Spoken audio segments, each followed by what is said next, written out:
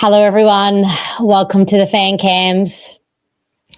The emotional roller coaster that this season has been. I guess we say hello and welcome to pick one in next Tuesday's mid-season draft.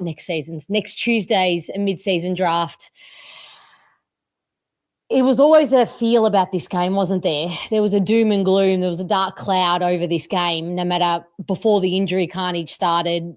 The injury carnage was almost a foregone conclusion. The dark cloud was hovering. And that last quarter, I don't know about all of you, but there was an anger to a lot of them. They were playing with a bit of rage, particularly the senior players. It felt to me, I don't know, my spidey senses were pigging off the radar. It felt like these senior players knew they have essentially potentially gotten another coach sacked. And I don't think they. It's not conscious, but you could just get that sense. Obviously, Parrish had a great game. That does not absolve him of the previous weeks, but granted, he stepped up tonight and was playing with some fire, and that's why I didn't care about. I didn't care about the frees he gave away. He had 9 clangers, gave 5 free kicks away, gave a 50 away, which ended in a goal. But there was a pulse, and I'm not mad about it. I'm not mad about it at all because he was running 2 ways and he was kicking inboard and opening up the ground and finding targets, and it just felt like there was a real doom and gloom to it for the rest of them. I don't think it's going to be a pretty week, and keep me posted on who win. Has the medal been awarded? Surely Parrish got the medal. Anyway, I didn't say hello to all of you. I'm so sorry. I hope you're all well. We'll dissect this game together. Please jump on and have your say. That is why we're here. There is no fan cams without the fans having their say on the cam. So you guys are what makes this go on, and it will go on for the duration of which you call on and have your say. So please join. Hello, Matthew. Thank you for the 3. Speechless at that utter garbage I just witnessed. It was. Parrish won them. What? No, Andrew. Please tell me that didn't happen. Oh, but it was probably Richmond supporters, right? It was probably Richmond supporters. So that's okay. We're not booing our own again because surely not. But good on him. Really. I mean, a part of me wants to be angry and say, where was this when the season was on the line, when it mattered a bit more? But arguably tonight, it's tough. It's really tough because I know there's mixed emotions. Some people a faction of you guys are really happy because this probably means that we're going to have a new coach. That it certainly feels like that, the raw emotion and the raw feeling. But I can't help but feel a bit of a sinking feeling in my gut just because I'm thinking of the humanity of it all. But anyway, was it really, Chris? It was some almighty loud booing. That's just tacky, isn't it? And let's not misinterpret when Scott Pendlebury who got booed, for winning the Anzac Day medal, and Nathan Buckley wrongly called out the Essendon fans who were booing the umpires for that atrociously umpired game. So this is a completely different situation. I don't know why Richmond fans are booing. That was no glorified glazing of their game and their team. They were horrific. They should have put us away quickly. Oh, we're definitely losing to the Eagles, Lou. Absolutely. That's a foregone conclusion. It's in Perth. No Cornwall, no Durham, no McGrath. It's just a disaster. It's just a disaster all round. There's a ickiness to it all, and we need a good cleanse. That's what we do. We need a good cleanse. Oh, yeah, there was one point in the third quarter. I have to see when I text my friend, but I have never seen Brad Scott so angry. He was shaking on the phone, yelling at somebody, the profanities. He was visibly like the pressure keep me posted, chat, when the press conference gets uploaded, because there's going to be fights. There's going to be some verbals happening in that presser. Journos better go in there with some very, very good questions, or else they're going to be in the firing light. I mean, I'm not going to put any kind of excuses on the injuries, because the first quarter, when the injuries weren't going badly, our fundamentals were so poor. Confusion was the word that I used. They looked confused on how to execute a kick and how to hit a target, and I'm not quite sure how that happens. I don't know how a game plan gets executed if you cannot execute a simple kick inside 50 to a player who has 30 metres of space. Said player gets into position to get the space, and ball carrier cannot execute. A lot of these players are limited. Yeah, Chris, I have to agree with you, because a lot of these players I think and feel they're doing the absolute best they can, but it's just not quite good enough for this game, for this, I guess, modern day football. And it's very obvious now, isn't it? And I think circuit breaker is going to come. I don't see how it can't. I'm glad I'm not making the decisions, but we get the number one pick and probably the wooden spoon as well. So that's the number one pick in the national draft. And today I have done a wonderfully, wonderfully good, if I do say so myself, mid-season draft video with Dylan Alexander, who some of you might know. I'm going to post that up for you tomorrow. So we talk through some of the very, very likely picks that the Essendon are going to be considering, and probably one now that's very, very likely now that we're getting officially pick one. It's a great chat. It's a very insightful chat, and I hope you all enjoy it. But this was really painful. All right. Let's have a chat to some people. All right. Hello, Ange. Hello. How are you? Just fucking pissed off. Honestly, like, how do you play that fucking badly against... No disrespect to Richmond, because they actually did well as far as from what I feel. But how do you play so poorly in the first half to just say, no, we don't care about this game, actually? It's beyond belief. Yeah, the first quarter. I do not understand how you come into this game and you're like, wow, it's a winnable game. Richmond wanted it more. They just were like, they came out and they said, no, we want this game. We want this win. In the first quarter, yeah. And again, exactly. We failed to show up in the first quarter when the contest matters, when the heat is on. And I don't know. Did you see the pre-game speech from Michael Long, Ange? I didn't get to see that, but fuck, it would have been handy to have him in at least he would have actually, at least if he would have actually given a shit. Yeah, I know. It's I thought to myself, I don't know if you guys in the chat watched it, but I thought to myself, I don't know. I was ready to run through a brick wall, and I just thought the reaction to it was so passive, and he tried to gear them up and rev them up, and they were like, woo!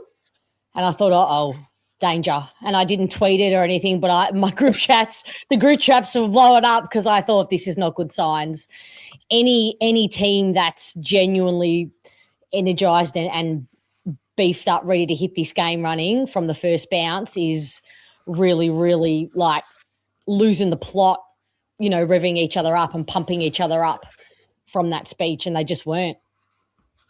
Yeah, exactly. It's and it feels like the same shit that sort of occurred on Anzac Day. Obviously, Collingwood are a far better side than Richmond are, but good point. They just cared. They wanted it more. They were interested in being hard at it, and it's like, why does it take a one half for you to say, oh, now we'll start? Well, especially when Richmond in the third quarter, I don't know what they were doing, but they just sort of didn't really show much. No, they and took the you're like, break. yeah, right. And you're just like, well, in the fourth quarter, they're going to probably show up again, and well, lo and behold, that's exactly what happened. They show up, and all of a sudden, they're looking like prime top 4 side out here. I don't know why. I don't know why this club makes bottom sides look like top 4. I genuinely don't know how they do it. We're at the lowest point of the lows, aren't we? Outside of the saga era, this is potentially going to be a very clear wooden spoon, which I don't really get too hyped up. I don't know. Does it bother you? Like some people, I think the traditionalists get very, very emotional about, that we've never finished or never won a wooden spoon properly outside of the saga year, or it's been many, many years, I believe. Do you get kind of caught up in that, or it? God. See, I think if it wasn't for like, oh yeah, exactly. How did we beat Melbourne? Oh, so that's what I was laughing at, Luca. Right? Sorry, I was giggling at that too. I don't know how is it not proof miracles happen? I keep telling you all about spirituality and positive thinking, manifestation. Miracles do happen. There is no other explanation. I'm sorry, mate. I don't know how I can actually be positive necessarily about that game, because 1933 was the official last wooden spoon. Again, I'm like, if we're bottoming out, let's bottom out properly, so I don't get quite caught up with it. But I appreciate that it is a touchy topic for some people. But for you, like, is finishing 17th make you feel any better than finishing 18th? Oh God, I put a coach next week. I don't know, maybe. I'm playing forward pocket. What 100%. We'll get the rest of the chat in there. They'll play better anyway. I just need somebody to loan me some footy boots, because I don't have footy boots, but I have lightning quick reflexes. I'm good for a couple of goals. I'm tough as nails. Happy to do a little shove, uppercut if needed. No, we don't condone violence, but you know what I'm saying. Exactly right. But yeah, look, I don't know. I think finishing bottom in this way, I think, is pretty abysmal. To not even compete with Richmond, to not even actually no, the North Melbourne game was the North Melbourne game. It was pretty crap as well. But to not even compete with these teams, that's what really sort of gets me. If you okay, fine, you lose to all the other guys, right? But at least, if you're competitive and you can actually say, oh yeah, we're gonna compete against, in this case, Richmond, Carlton, West Coast, and make it a tight contest, then there's something there. But just not competing, and then the third quarter, the Richmond are like, okay, here's some hope, and then the fourth, they're like, no, ours. Yeah, it's confusion. Everyone looks confused, and I think when everyone looks confused, from the coaches to the players to the boot starter to the medicos to the fans, I think I think it's foregone conclusion. What do you want to see from here? Oh, I genuinely think that you can just put all the kids. And I know. People are going to be like, well, you shouldn't just play all the kids because you're going to get thrashed. Essendon are going to get thrashed regardless.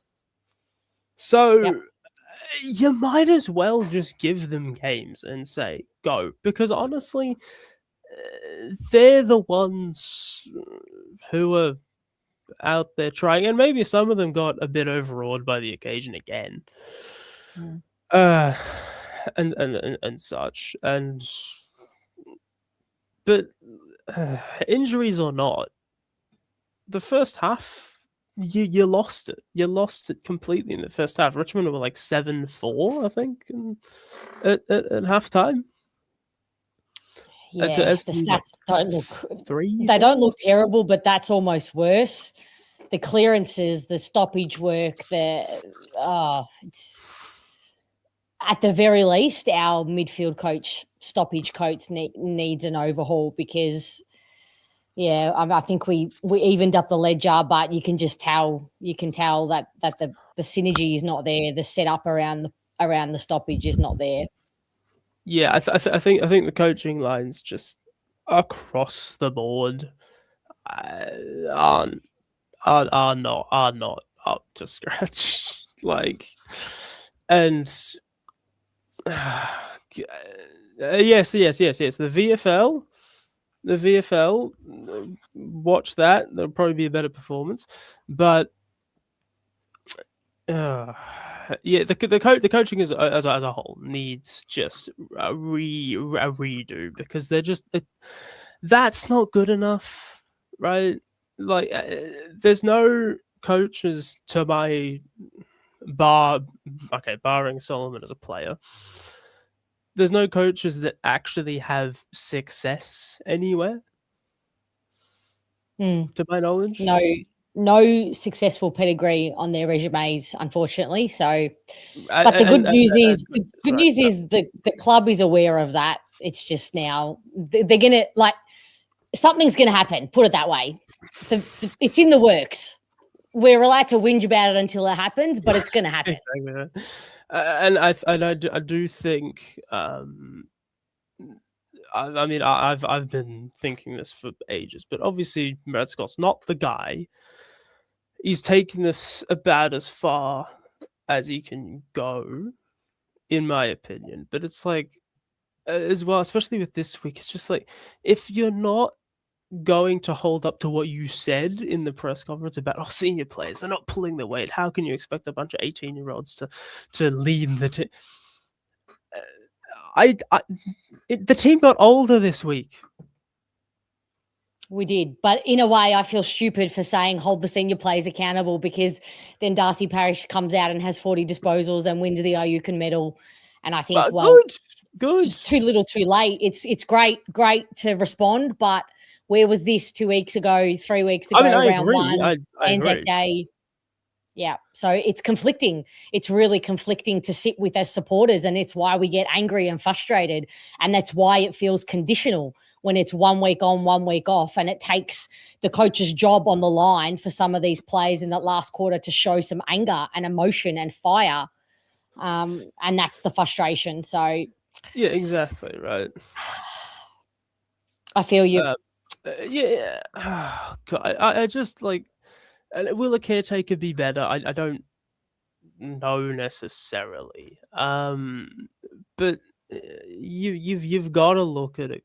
And I'm not saying like, Sackbone's got like now, which I mean, you could, I suppose, it would be fair game. But you need to bring someone in who actually knows really what they're doing, how to set up a game plan. and actually hold players accountable in team selection. Yep, absolutely agree. Well, thank you, Ange. Appreciate you jumping on. Quickly, yeah.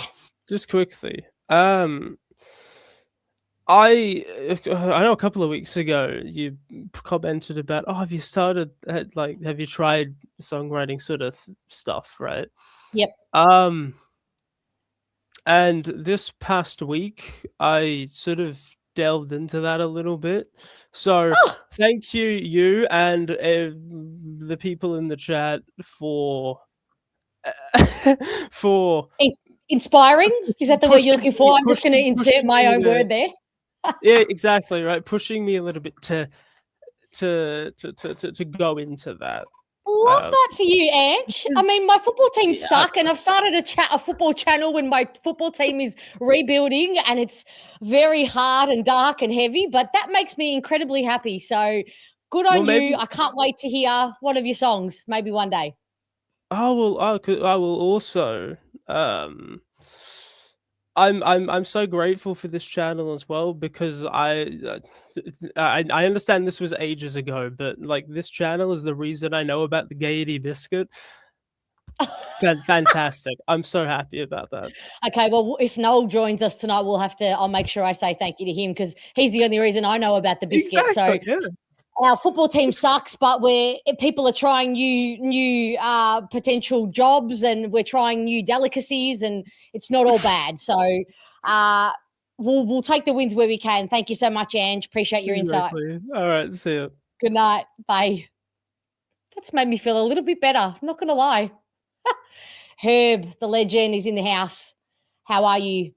What in good Lord's name is Brad Scott doing to this team before the game? They come out week after week with 0 intent, and the game is gone. That I agree with. And if the Michael Long speech didn't get you up, I don't know what will. Hello, G Pat. Thank you for the 5. Well, that was shit. Yeah, well said. Matthew, thank you. Also, possibly the worst umpiring I've ever seen. I don't know how many of you watched the game at home and watched it on Fox or KO, but could the commentating have been any worse either? Like, I am no great analyst, I admit. However, why, when they have computers in front of them with facts, are they getting stats and facts wrong? I don't understand. The Langford, when he's standing still like a frozen statue, and Steely Green literally runs into his shoulder and then stages a dramatic kind of "I'm dying" faint, gets given a free kick, and the commentators are saying, "Oh yeah, it was there." Langford is like a statue. He was on the spot. Could not have done anything. No force. Is it not worse? Is it not bad enough that Essendon supporters have to endure this shithouse umpiring, and that our team is so shit that we have to endure that too? Like, something's got to give. Something has got to give. We cannot go on like this. All right, let's have a chat to Zane. Oh, he's gone. A few of you have jumped in the green room and then disappeared. Are you having trouble? Is the connection dropping out? Please let me know, because I'll have to make sure there's not a bug or something happening. Hang on, let me try adding a different link, because you're here, but then you're jumping out.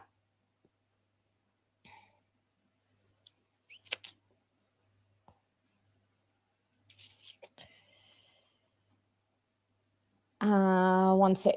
Okay, I'm just seeing if there's an issue. Okay, I think we're good. Okay. All right.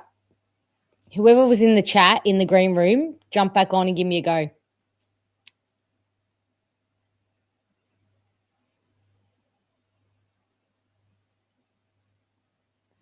All right. In the meantime, let's have a chat to Greg. Hey, Greg. G'day. How are you? Disappointed, no doubt. Yeah, just all feels a bit icky. You know, how I are watched. you? Yeah, look, I'm sort of. I'm disappointed, but I think I'm having a realisation of where we are. I mean, seriously, having a realisation where we are, and resolve to the fact that we've got to be thinking about 27 now, and what we can do best for the club to set ourselves up for 27. I think we've got talent, there's no doubt about it, but what I saw tonight, first of all, let me just say that I was very pleased to see senior players play well. Talking about Parrish, who had an outstanding game. His gut running was just off the charts. And Langford played well. He responded. Merritt played well. So senior players playing well. Brian had a great dominating game in the ruck. I mean, he dominated the ruck. Unfortunately, we still struggled to get service out of the middle. So there is some problem there. And I can't put my finger on exactly what it is, because Roby was strong, Parrish was strong, Merritt was strong, But yes, we still seem to be struggling out of the centre. When you're dominating the ruck that much, it's hard to watch that. I think I watched that speech by Michael Long. The emotion in that speech, I mean, he was holding back the tears. He talked about the great Kevin Sheedy, the great Essendon Football Club, how First Nations people, their contribution to the game, their recognition. I thought it was, and Essendon's been at the forefront of that. It's been a part of a cultural shift in our nation. Essendon's been at the forefront of that, and I give kudos to that. And to see Michael Long speak with such passion about his love for the club and what it's done for Indigenous folk, for the game, the credibility that our club has amongst the Indigenous peoples. I was really proud just listening to him speak. And the response from the players, it was like when he finished, it was like there was no response, and he was like he was almost in shock. And so he sort of gave them the second, the second opportunity to pipe up. Yeah, it was awkward. I felt a bit embarrassed. I was embarrassed because what that showed to me, Fiona, is that our team culture isn't where it needs to be, because that should have had your hair on the back, that should have been standing up, and your investment in the club. We watched tonight our team play a very disconnected game. Now, if you'd have been, or you would have seen it, was very disconnected. And that disconnection goes all the way back to the way that they're being coached. I'm sorry to say this.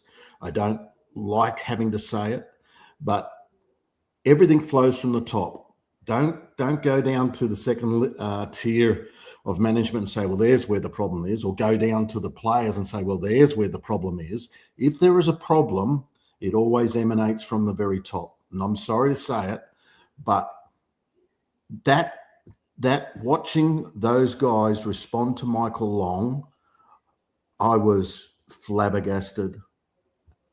To hear such an impassioned speech about such a great football club, and for those players to sit there passively and listen to that and not be sure how to respond, instead of, wanting to go out there and just run through a brick wall, just shocked me. We went out in that first quarter. You ready for this, Fiona?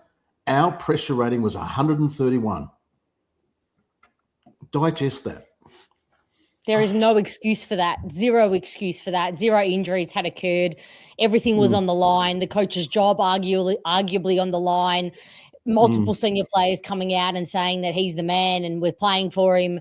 That was the moment to dig deep and actually show it. And do you know what it reminded me of? And I said this in a text straight away after the Michael Long. I saw the footage of the players and I saw them sitting there like bemused on how to react to him trying to rev them up. And I thought, they are so in their heads. They're not even internalizing the words he's saying, the energy that is emanating off him. They're like emotionless. They're disconnected from the moment, from, what it takes to get up for a game. And you know what it reminded me of? I don't know, chat, or if you remember this, Greg, but a couple of years ago, it might have been last year, but it feels like a couple of years ago, that Bo McCreary's mum did for Collingwood. So Bo McCreary, who plays for Collingwood, on Mother's Day, they got her into the rooms pre-game to do a rev-up speech and get the boys. And it reminded me of that moment. And I know they're very different occasions, granted, and Michael Long was arguably a bit more introspective and a bit more sincere, but it reminded me of watching the Pies players just get so up and about and fun and energized, and they were laughing and cheering and egging each other on and being silly and dumb.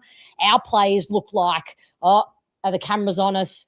Do we feel? Do we react? What's going on? But I'm supposed to be serious. But there was just no connection with what he was saying and no ability to surrender to the moment. And from that, I just thought, this is not good.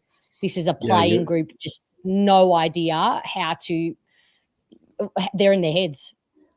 Yeah, you're absolutely correct, Fiona.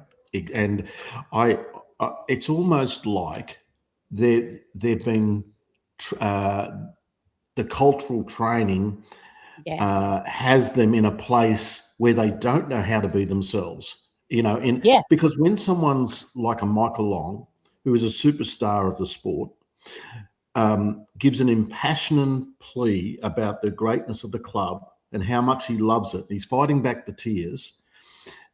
There comes a point where you move out of your head and you go into your heart, and your emotions start to permeate, and your emotions, you can show those emotions, and they can be very powerful. There was no emotion. There was zero emotion.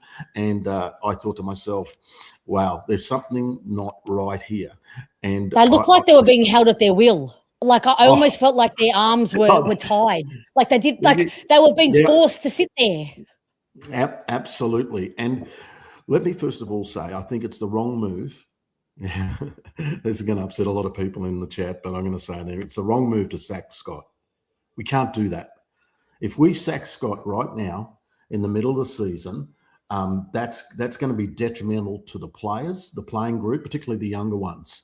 Whereas if at the end of the season and it's decided Scott's got to go, well, there is a long time between when that happens and when the season starts again. There's enough time for the young players and everybody to deal with, the fallout and be prepared for the new year. Now, I'm sure a lot of people wouldn't agree with me on that. Everybody who knows me knows I'm a Herd fan. And the only reason I'm a Herd fan is because he played with passion, and he has he is an emotive player that can cause players to respond in very positive ways. So I've always been a supporter of James Hird. Now, do I think he's coming back? No, I don't. Do I think that there's some coaches out there that we could really love having, like a Longmire? I mean, if we could get someone like him, Longmire, I should say, well, that would be amazing.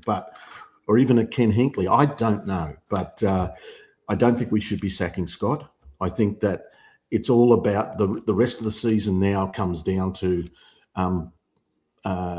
developing what we've got. I can't believe, this is going to upset you probably, but I can't believe that Sardis didn't play in this game.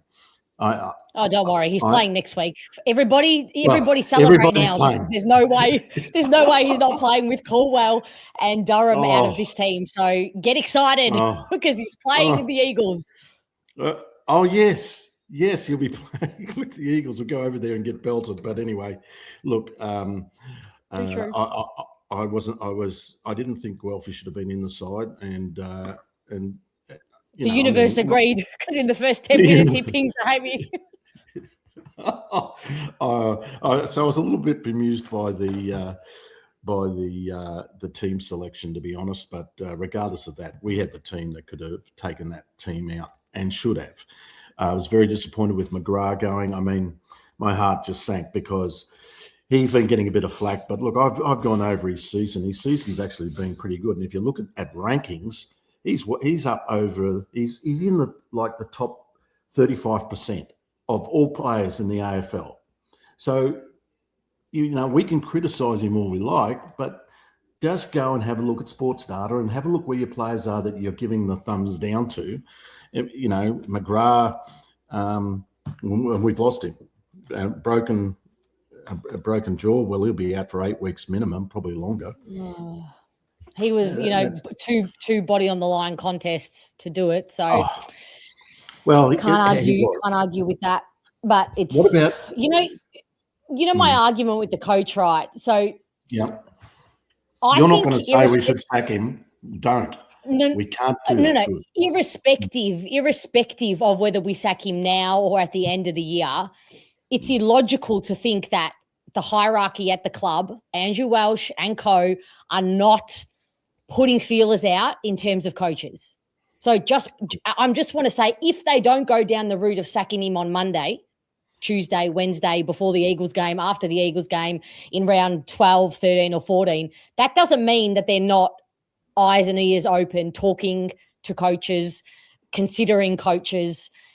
If the same result is gonna happen, what exactly is it achieving sacking him? Supporters get a bit of a relief, can take a bit of a breath. There's nothing to salvage from this season, arguably, other than playing some younger players, getting some kids back in the team, getting Clark back, Kako back, and getting, building some synergy. So I just don't want people to think if we don't let him go that the work behind the scenes to potentially look for a replacement isn't happening. I've no doubt that it is. One of the things that Welsh did was he was very bullish when he came in as the new head guy. Very bullish. All his statements were very, very bullish, whether it was with merit, with the coaching, with what we're going to do, the culture we're going to do. And their words. Words are one thing, actions are another. I will be very interested now to see what his actions and the board's actions are going to be over the next 2 to 3 months, because they've made very, very strong statements about where the club's going, the culture, the support for the coach and his coaching team, and they have been their words. And I'll be interested to see whether they, in fact, support the words that they've spoken, because quite frankly, I think that Welsh has probably been a bit errant in laying his cards out in such a definitive manner, because what he's done now has made a rod for his back, and there'll be critics in the background, in the back rooms amongst the supporter base, and it's going to be very, very hot in the kitchen over the next couple of months. And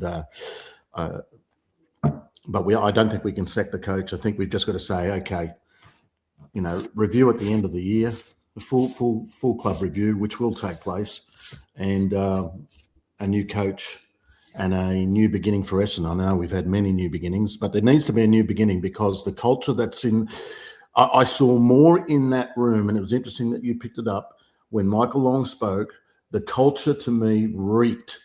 It reeked, and it wasn't because they're bad kids. It's the way they've been coached. It's what they've instilled into them, and they were just robotic in their response. I was really shattered by that, and I actually turned to my wife. Well, arguably that's on the coach as well, because I would hope that he's watching the reaction and commenting on it and saying, "What's up?" Like, if that's not inspiring you, what is up? Because that is essentially on the coach as well. Yeah, no, I agree. Anyway, I've probably whined and cried enough now. I noticed that's all right. That's what we're here for. That's what we're here for. Lots of emotion in the chat. You're allowed to disagree. You're allowed to agree. Just because some people think not to sack the coach now, some people think to sack the coach. Nobody is infinitely correct, because it's all opinion. So you cannot be saying that somebody's opinion is incorrect, because it's just an opinion. Well, anyway, we've had 3 years of a changed narrative, and that's we should always think about the words that people speak and then consider their actions in response to the words they've spoken. Brad Scott had a narrative when he started at the club, and it was good. After 12 months, the narrative changed, only slightly. The narrative changed. After 12 months, that narrative changed again. And then last year's narrative was, Brad Scott expected us to play finals this year. He made that statement a number of times, that he expected that's what they were aiming for. That was the expectations of the club. He's so far off that it's not funny. So arguably in a different country altogether. But I don't think he thought we'd be playing finals. He dropped the 8 years when he signed up. He dropped the 7-8 years, and people lost their mind at him dropping that number. But I don't think he expected to be playing finals myself. I agree, but I don't, and I'll tell you why. I saw at least one interview sticks out to me where he corrected the interviewer about the fact that the team could be playing finals this year. That was before the season started. That's not a figment of my imagination. I heard those words come out of his mouth. So I thought, oh, that's interesting. Oh, well, it's good to see that you're upbeat about our chances.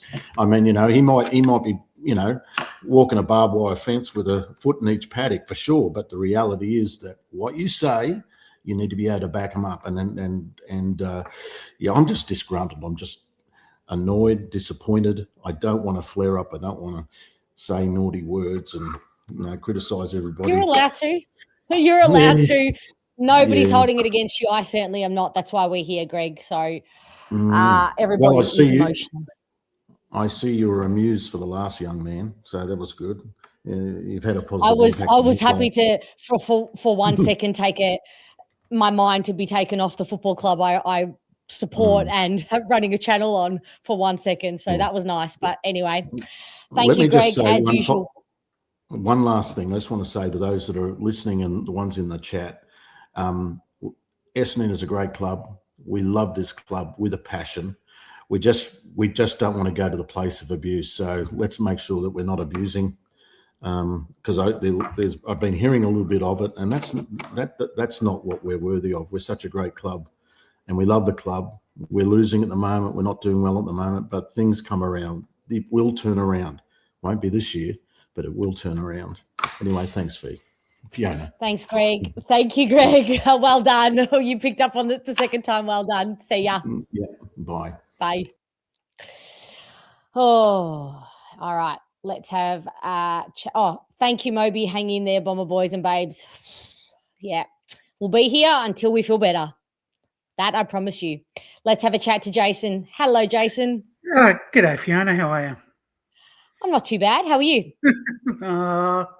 Yeah, it could be better. It's a loaded question. I apologise. No, I was actually, I'll be honest with you, I was dual screening. I had the press conference is on now on KO. Okay. Now. But I was dual screening. I was watching the Storm game as well as the Essendon game. So I was both teams no, they didn't win either. So tonight's just been an absolute shit show for me anyway. I tend to agree with Greg. However, I disagree with Scott. I think he has to go. Yep. Yes, injuries and so forth. You can say, injuries was the plan, but you can see there was no plan B, plan C, D, E, and F all game. Where they moved positions and it just ended up the last half just being an absolute mess, and we're playing catch up footy from then onwards. I'm also worried as well that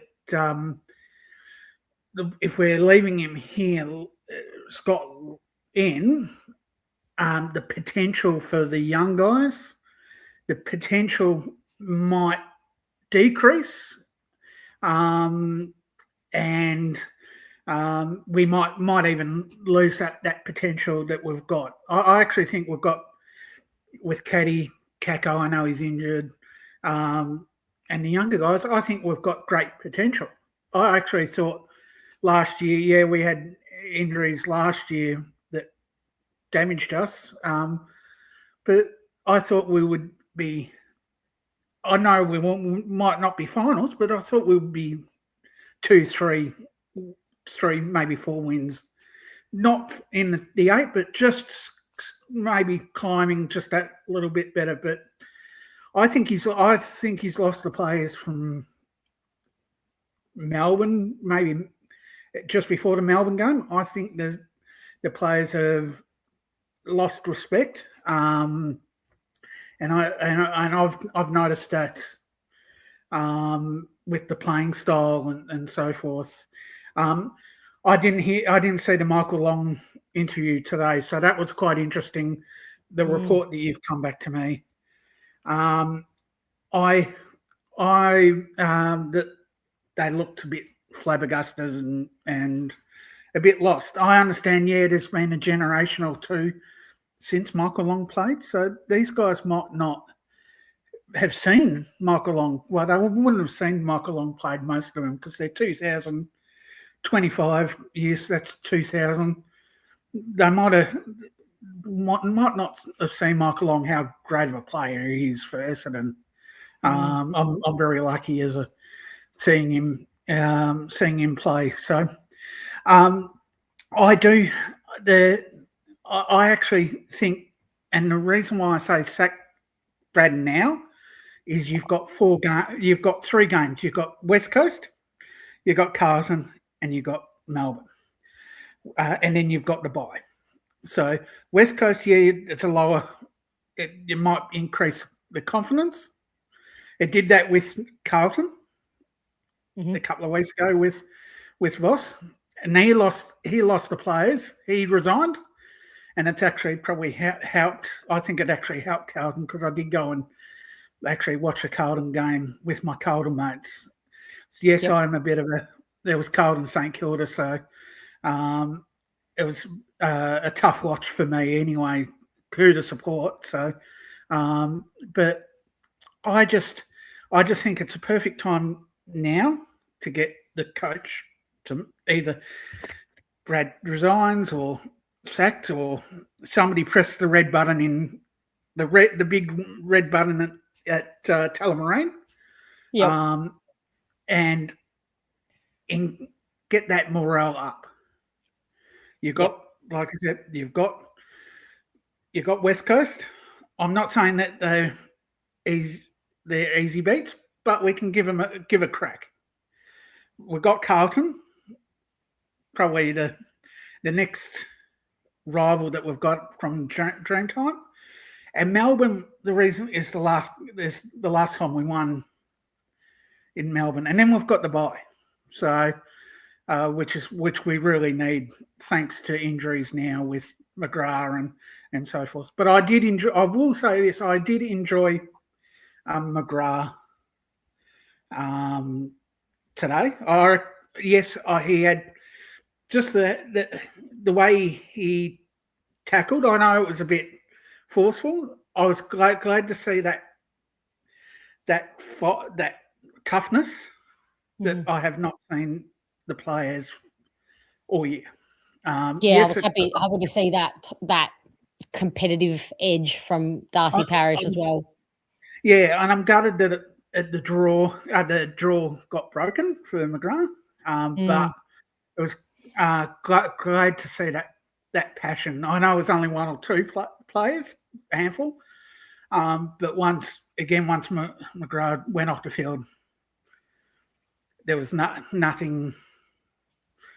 They're just going through the motions, and I think the circuit, I think you said there, Fiona, the circuit breaker needs to be taken, and unfortunately, Andrew Welsh needs to press that, or whoever's at Tullamarine needs to press that big red button, and unfortunately, Scott's got to go.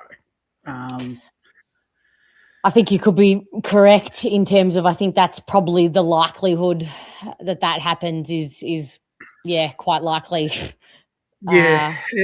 I think that's where we're headed. But hey, chat, I don't know if you know this yourself, Jason, or if chat knows, but has there ever, or when's the last time 2 caretaker coaches have faced each other? So if we do sack the coach and we play Carlton with a caretaker coach, when's the last time that happened? That doesn't feel like that's a regular thing.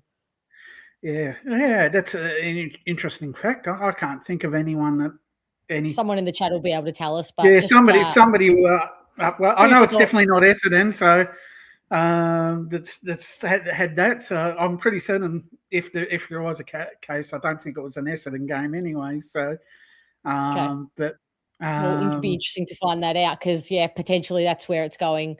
I think it's certainly something's got to give. I don't think anybody survives this kind of rock bottom. And I will say this: I love Hurdy to bits, but please, I think you need somebody outside. I love the club, but we always go back to our heroes. Hurdy's my hero. Longy's my hero. Sheedy's my hero.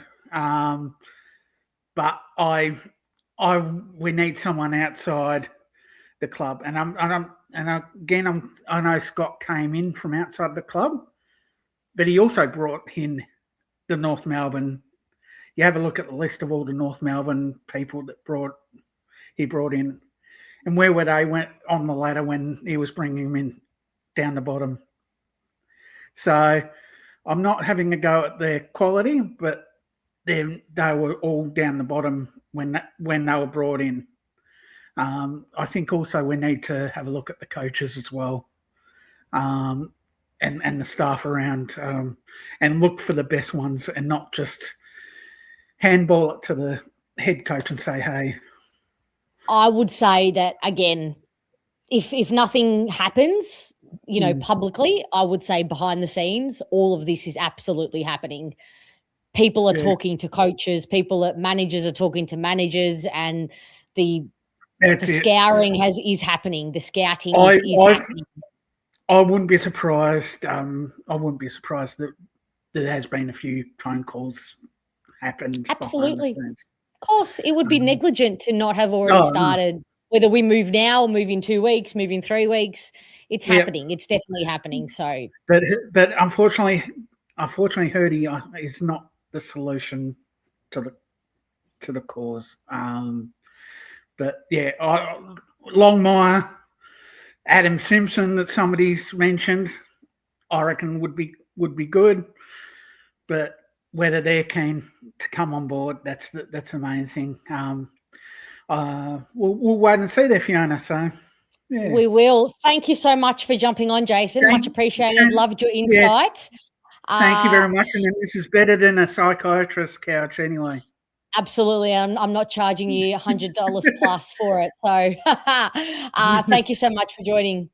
See you next time. Thank you very much. Thanks, Fiona. See you, Jason. Bye. Did somebody have an answer to that question for me? Now I'm curious. I see you all telling me that Archer May has gone to hospital with potential broken ribs, and I am refusing to acknowledge that fact because your girl is on her last straw and she cannot take it, and she will log off for the night and go throw myself into a wall. So in my brain, that has not happened or occurred. Herb, Gemini telling me round 16, 2009, when Jade Rawlings coached against Darren Crocker.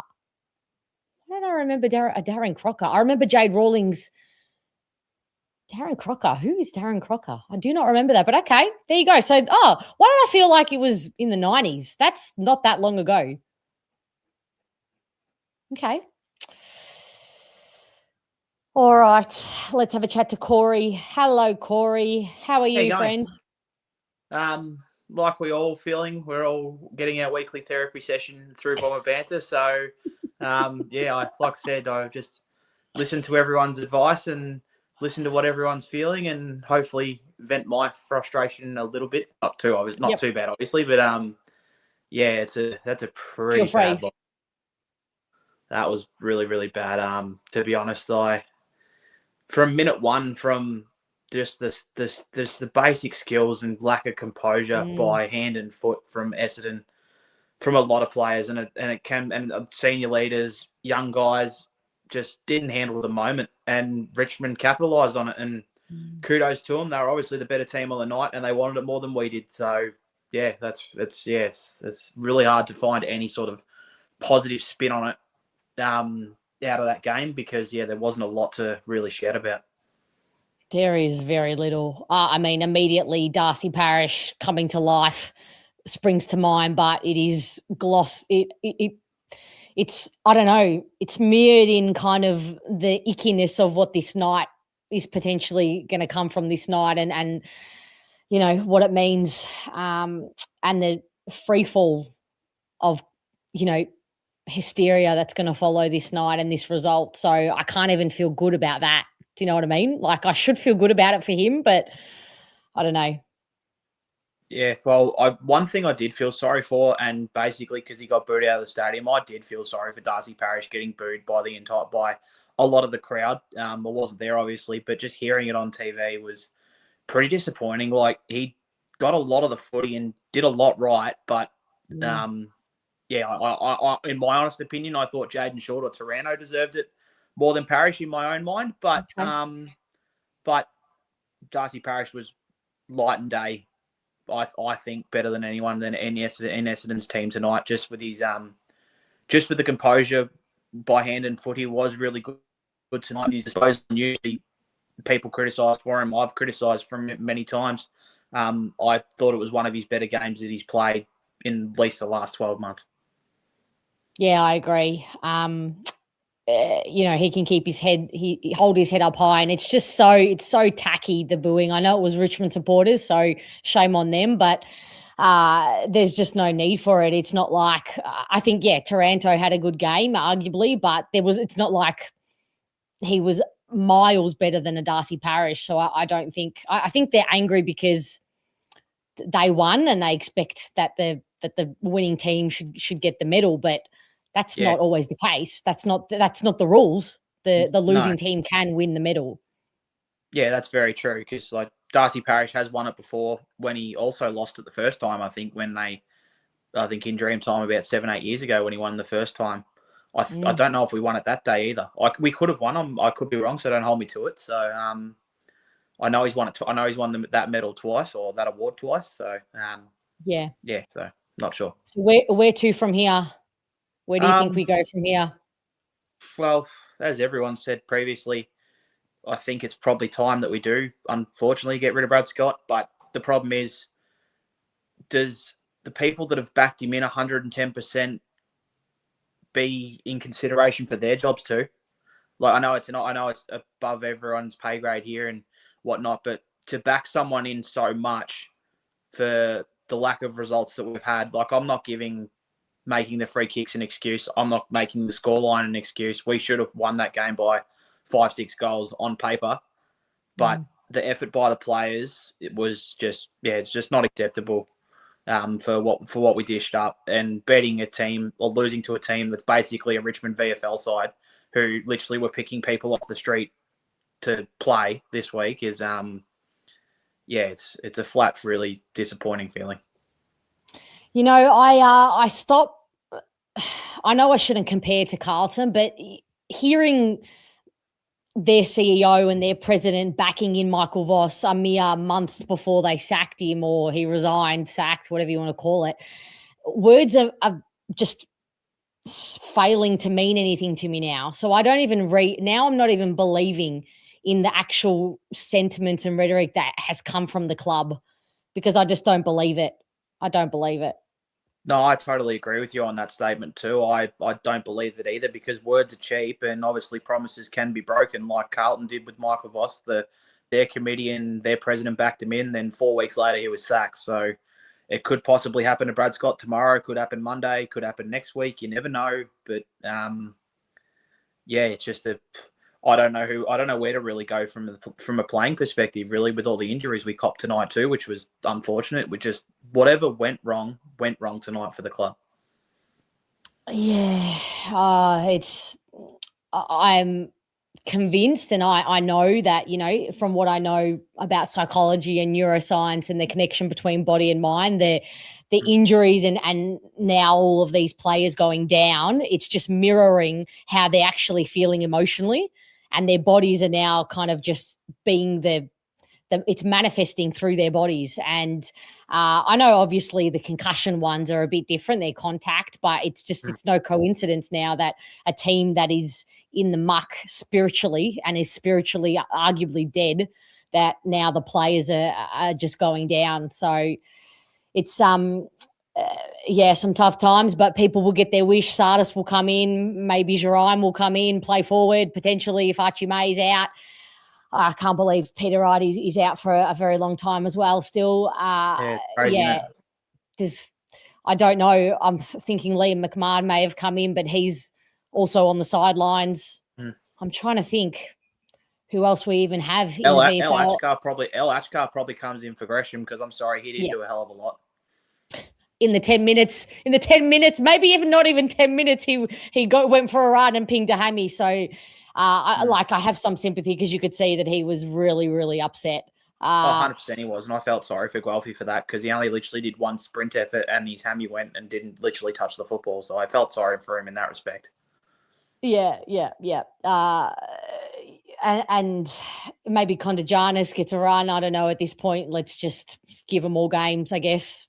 Yeah, well, you kind of have to at this point. Like, you know, the motivation for a team that's 1-10 or whatever our record is, like, what do you go as a head coach. Like, I don't know what Brad Scott thinks, but how to motivate a team and a club when you're 1-10 and you're going to turn up 99% of the time, might be against probably a West Coast who are actually playing well, mind you. How do you go about motivating them enough to get them back up again? Because it's going to be bloody difficult because the players' minds are just defeated. And it's happened pretty much since the game when Zach Merritt looked like you and me had said it. We looked like he checked out about 6 weeks ago against the Bulldogs. Since that game, just the morale and just the overall way we've been tracking just seems to just gotten gradually worse and worse, and we've just been kicked off the cliff. It's a good word. It's the perfect word. The morale is flatlined. It's progressively gotten worse, and unfortunately, if it's going to take a new lease on life for some of these players, I'm not convinced of what that is long term. I'm not unconvinced that there's not deep-seated issues beyond what, the surface level issues. But I guess something's got to give, and I think the club will be reacting. Put it that way. It's going to be an interesting watch with the media, how much they're going to absolutely blast it down our throats this week. It's going to be entertaining. I'll give you the tip. Like, as much as it's negative criticism and just constant shit talk about Essendon. Are you entertained by it? I am hella depressed by it. We're getting attention for the wrong reasons, but the thing is, when it all changes and when we're successful again and we're all up and about, eventually, when that will be, there will be a time where we will be up and about, and then we can look back on these shit times and go, remember in 2026 when we were 1-11 and no good, and then all of a sudden we're going to turn it around and we're going to be winning finals and just trying to be upbeat about it, really. Okay, let's go with that, shall we? I'm trying to keep upbeat, really. I know it's bloody hard. Trying my hardest, but no, it's a fair game. We've got to do what we got to do to keep our heads above water, because ultimately we cannot let. I said at the start of the year, I refuse to let my football club make me depressed and kind of steal my will to live. And man, I need to set some better goals, because I have failed miserably at that. Definitely. Well, I have throughout the year too, but I know realistically where we're at, so I just accept it now for the time being. Yeah, fair enough. All right, well, maybe we just do wellness checks in on each other. I'll be here and we'll just wellness check on each other online through social media. And we'll just get through it together. I can see some very emergency live shows in my future, so stay tuned, everyone. If you're not following on Instagram and Twitter and Facebook, make sure you are. Please hit subscribe button if you are not. But we'll cover all the news as it drops when it drops. So thanks so much for dropping in, Corey. No worries. Thank you very much. See ya. Bye. Josh, gifting Bomber Banter memberships. Thank you so much, legend. I hope you all have said very big thank you to Josh. Much love, Josh. It was great meeting you at the club a couple of weeks ago. No, last week I think it was. Time is losing meaning, but thank you so much for your support. Means a lot. All right. What's happening? Sorry, I'm not seeing so many of your comments. Let's chat to Andrew. Hello, Andrew. Good evening. And what a wonderful night. 78,000 people turned up.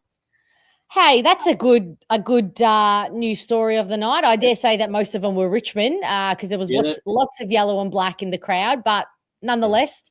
Doom and gloom by everybody. Nobody's going to turn up. It's a disgrace that we've got the game and should be taken away from us, and still the bottom side's getting 78,000 people to a game. Congratulations to both clubs for doing that. To Michael Long, I actually shed a tear listening to him. I got very emotional about it, about the love of the club, what the club means to him, and what it means to us as supporters. And to see the players' reaction, it was like it didn't resonate. Most of them just took, well, I shouldn't say all of them, but most of them just took it as, come on, let's get out. They didn't really care.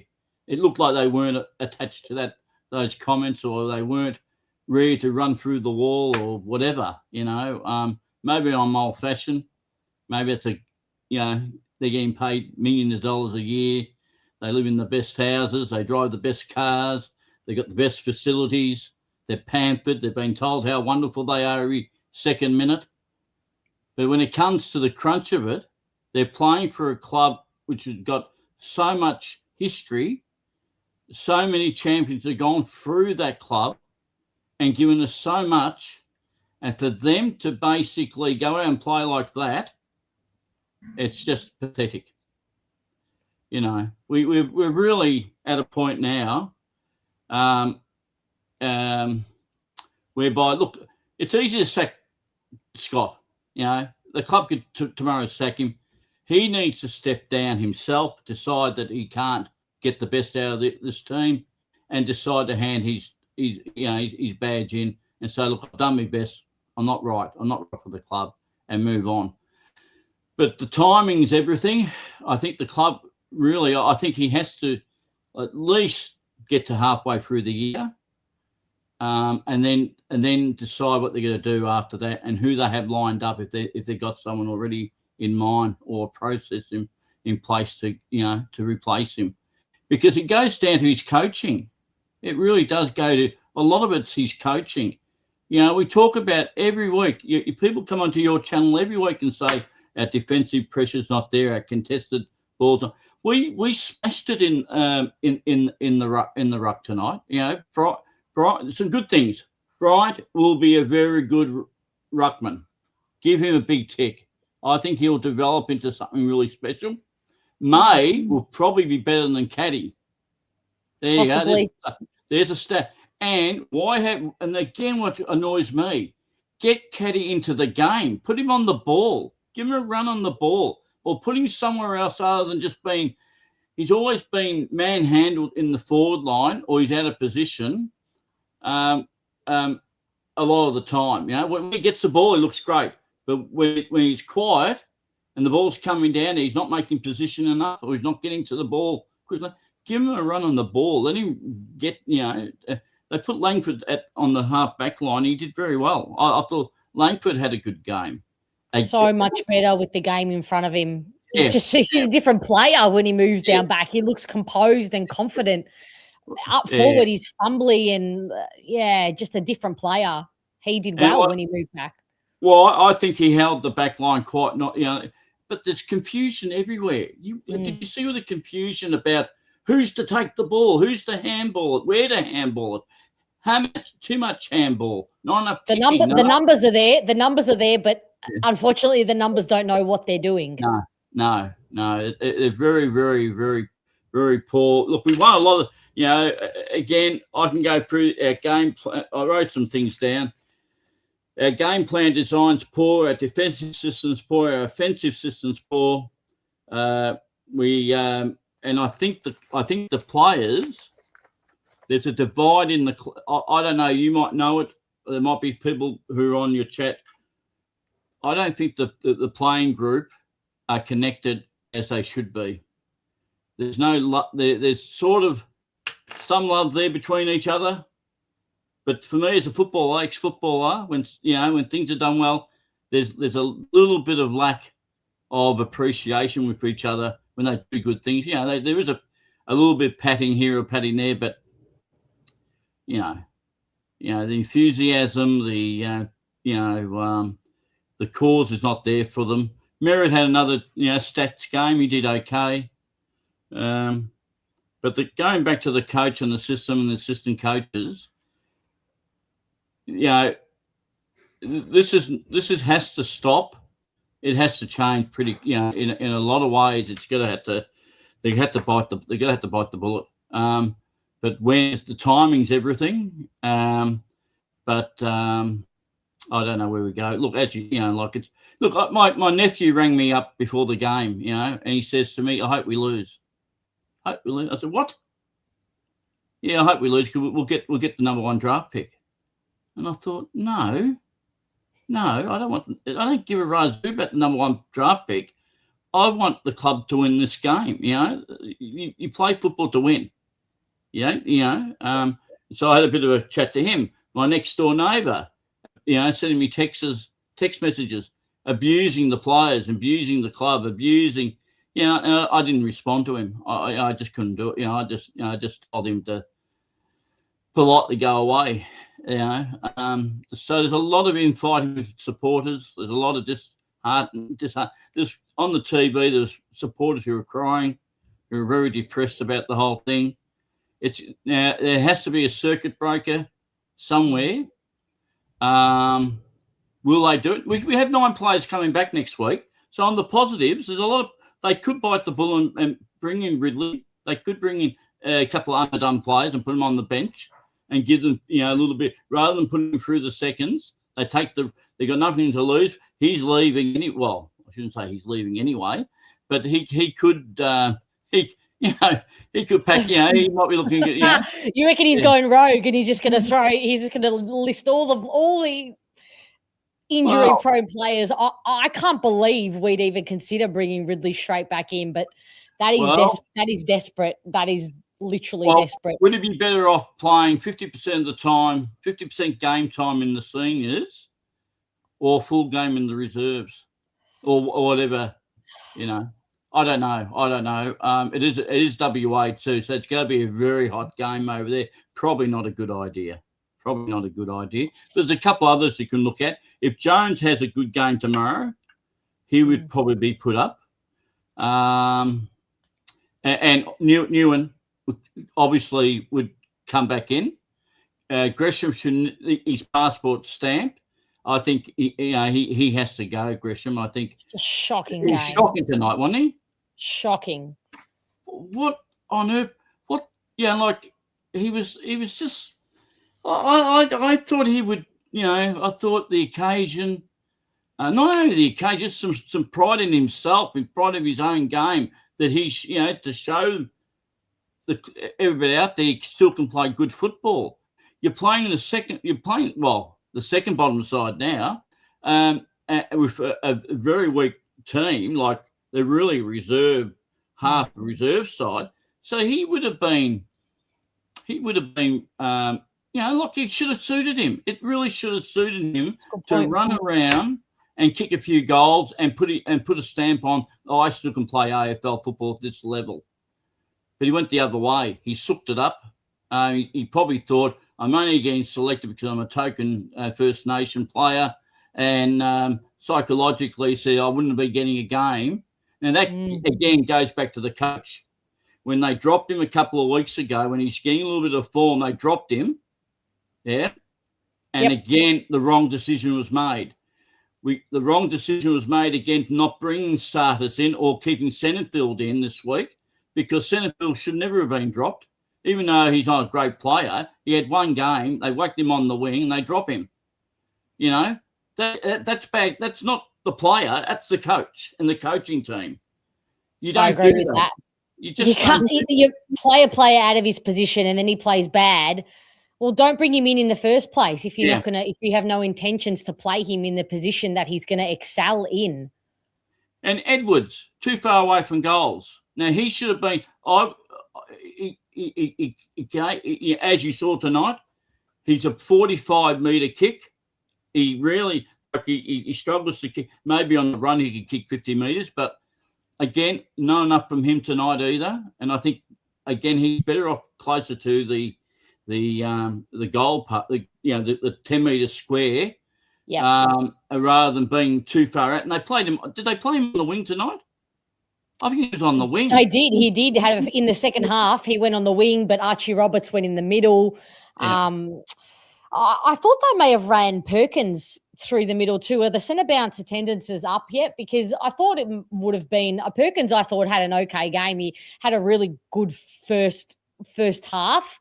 I thought he was working really hard both ways and was really trying hard to be an option and the link-up player in the middle of the ground and was lowering his eyes and trying to hit targets going inside 50. But I thought they could have just thrown him in for a couple of centre bounces when Duz and Caldwell went out of there. We don't have leg speed right throughout the ground. We are slow. And Perkins is one of those slow players again. Now, he's been at the club, 4 or 5 years? How long has he been playing? He's played over 100 games, hasn't he? He's played close to 100. Yep. So he's been at least 4 or 5 years. Now, his football skills are very good, very high quality. Yeah. His leg speed is what stops him from being a very good player. The club, again, in development, should have got some. I don't know if he has got professional running coaches or to get some a little bit more speed in his legs, or the people at the club should be looking at that if it's not too late. I know you can't. If you're quick over 10 metres, like when you play footy, some people are very quick in the first 10 metres. Like you go like a bullet. Others are more of a they plod along.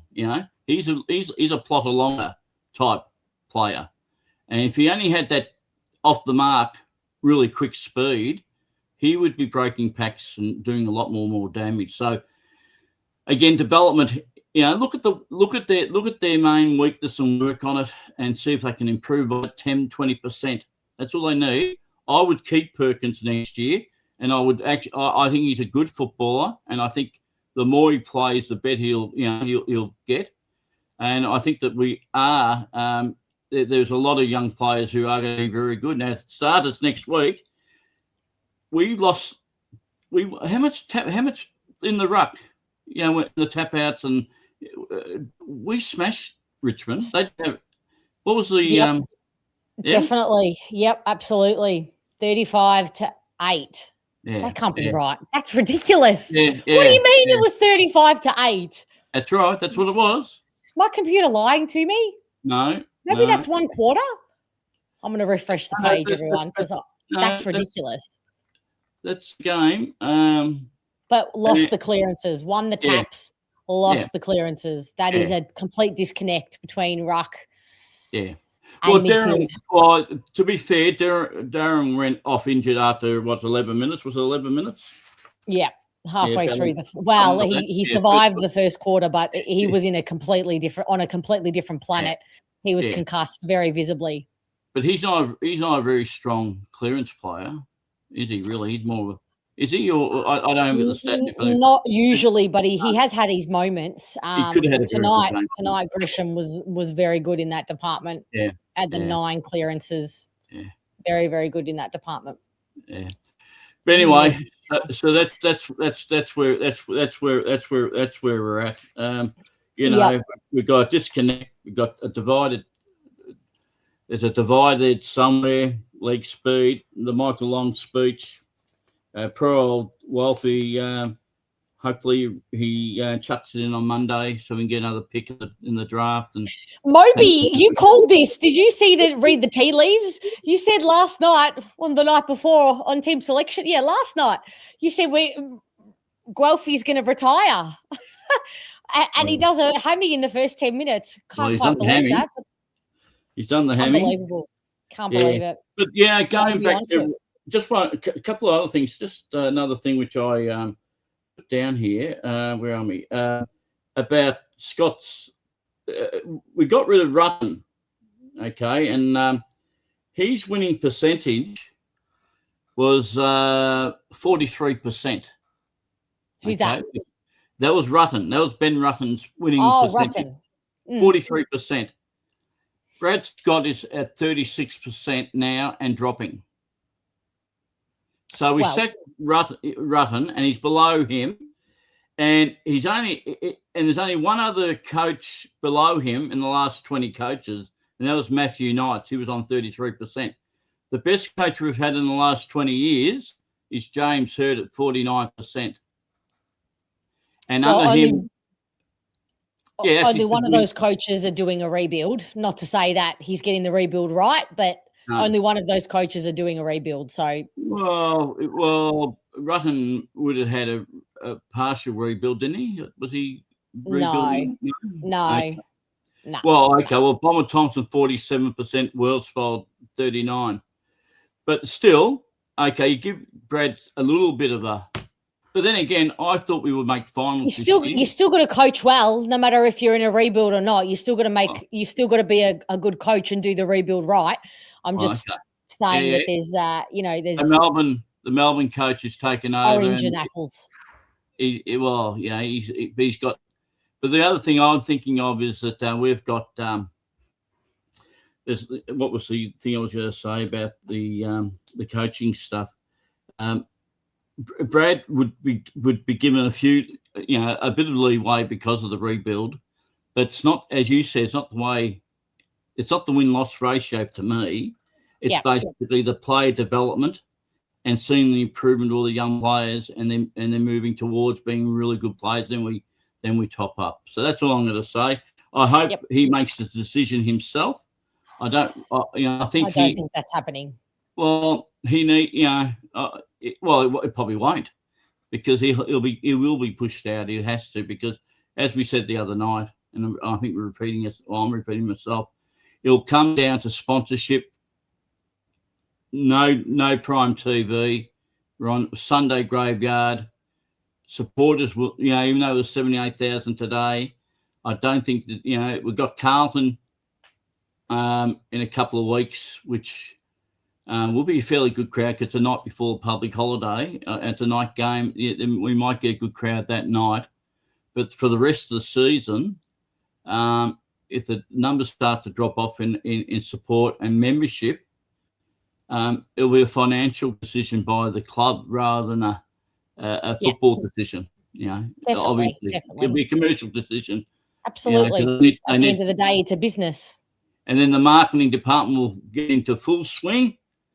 Brand new coach. I'll do a cameo on the Bomber TV, and so we'll all get a nice little dopamine hit. We'll have hope for the future, and until the new coach is appointed, and some people won't like it, and we'll go through the motions all again. And we'll be on the ride. Yeah, but I think you need to. No, I shouldn't say I think you should, because "should's not a very good word. It's probably a disrespectful word. I think that if you thought about it, if you ran a forum with all the Bomber Banter supporters to have a fan cam and saying, how can we improve? What do we need to improve the club? What's your suggestions? And then put all those suggestions together and get some sort of document or some sort of plan and send it off to the club. Because I think a lot of our opinions come very emotion heavy, so I don't think the club will put too much credence into that survey. But I'm certainly fascinated. That's why it'd be interesting to see what happens with. Because it's good to talk about it. You're a very good maestro. You basically put everything together, and you do it well. Us band players will play to your tune. So. Well, you've got the grand piano in the background there, so you can jump on there. Well, my partner Ange is writing songs and learning the guitar, so we could make music. If this supporting Essendon is killing us all slowly, we'll just turn to music. Well, my partner was a soprano. She was professionally trained musical comedy person. And she's also a Reiki channeler and a reflexologist and a teacher. So she's all into that sort of stuff. Yep.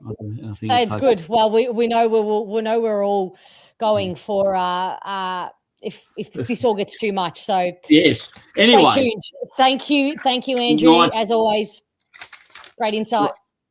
Okay, no problems, and I hope just let's all keep our heads up. Trying to, pick up the pieces again, and throw your shoe into the TV or something, and no.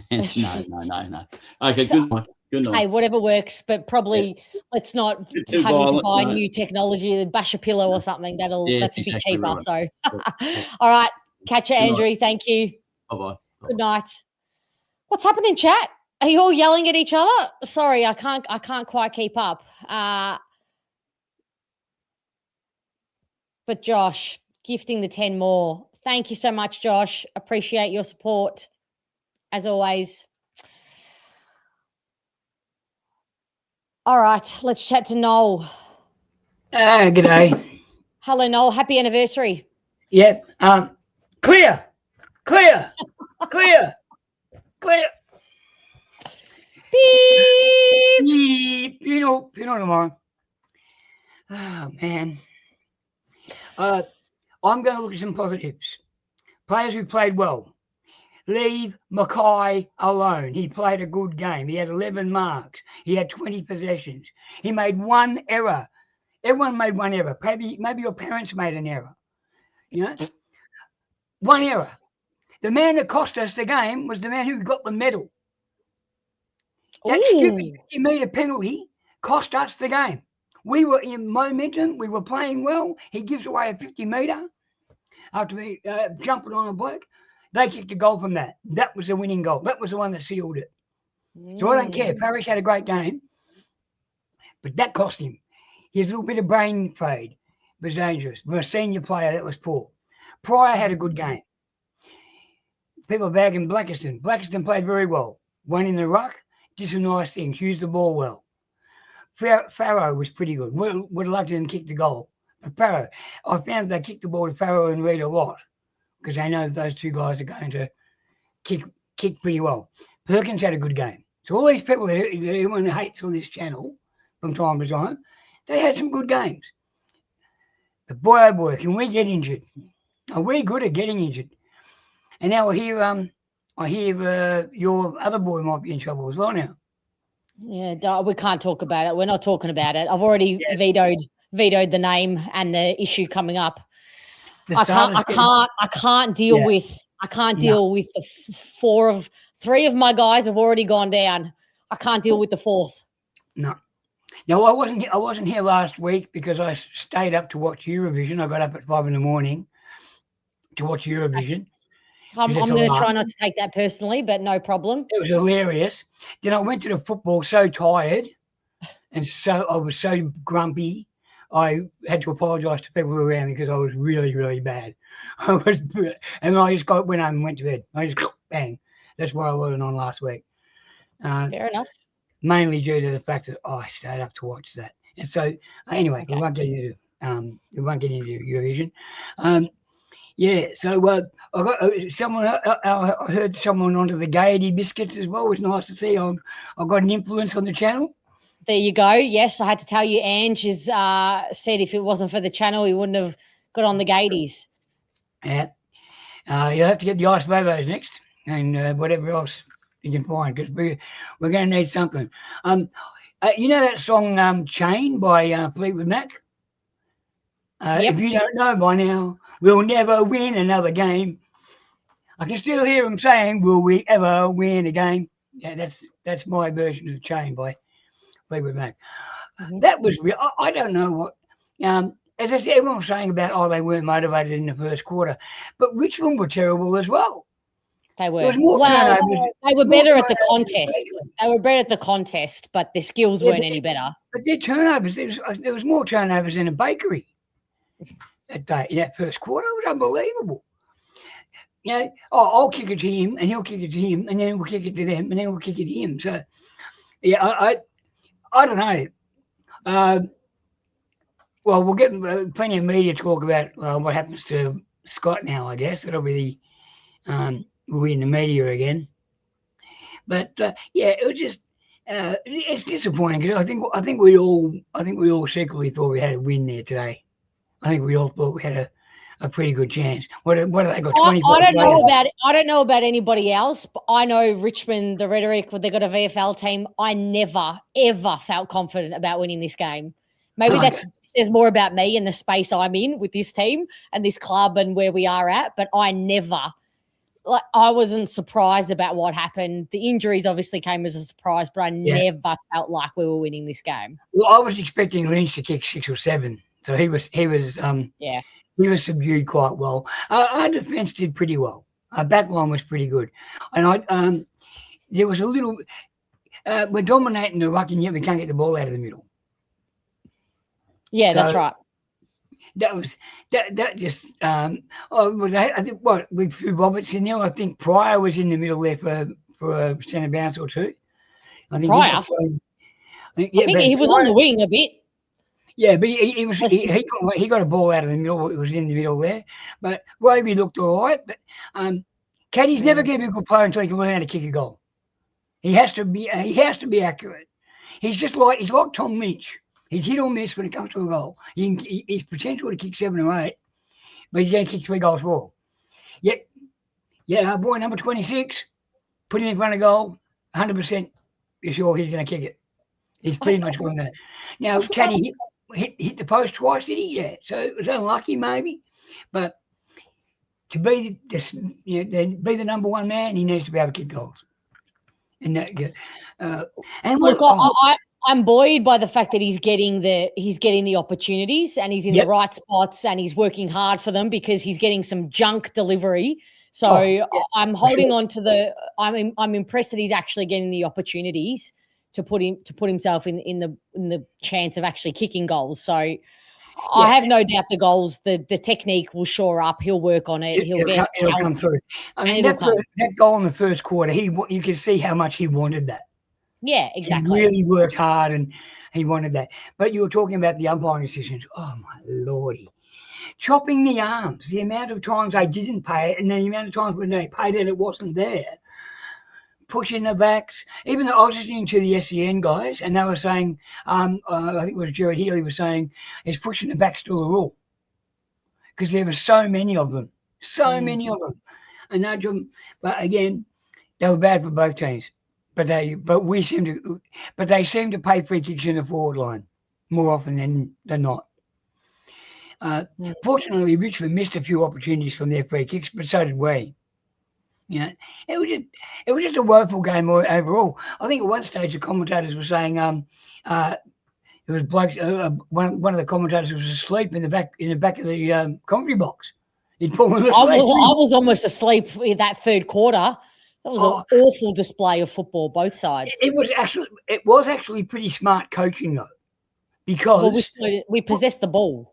Yeah, because we knew we had no one left on the bench, so we had no rotations, slowing the game down, sparing it was pretty smart coaching from that point of view. We just didn't finish it off the way we should have done, and that's the players' problem, not the coach's problem. So I thought, and even if you look at the way it goes. We defended pretty well when they had the ball coming out. They got a few goals from the back line, but generally we flooded back quite well and manned up quite well, and didn't allow them to get the running game that they like, particularly in the second half. So there was some reasonable signs there.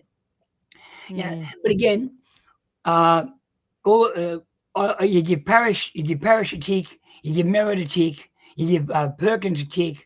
I think he was pretty good. I like Mackay's game. Blackiston did some nice things. Brian was okay in the ruck, but and Caddy did his job on the forward line, and of course the big fella, he did his job. But and Langford had a pretty good game. So there was a number of players there that played reasonably well.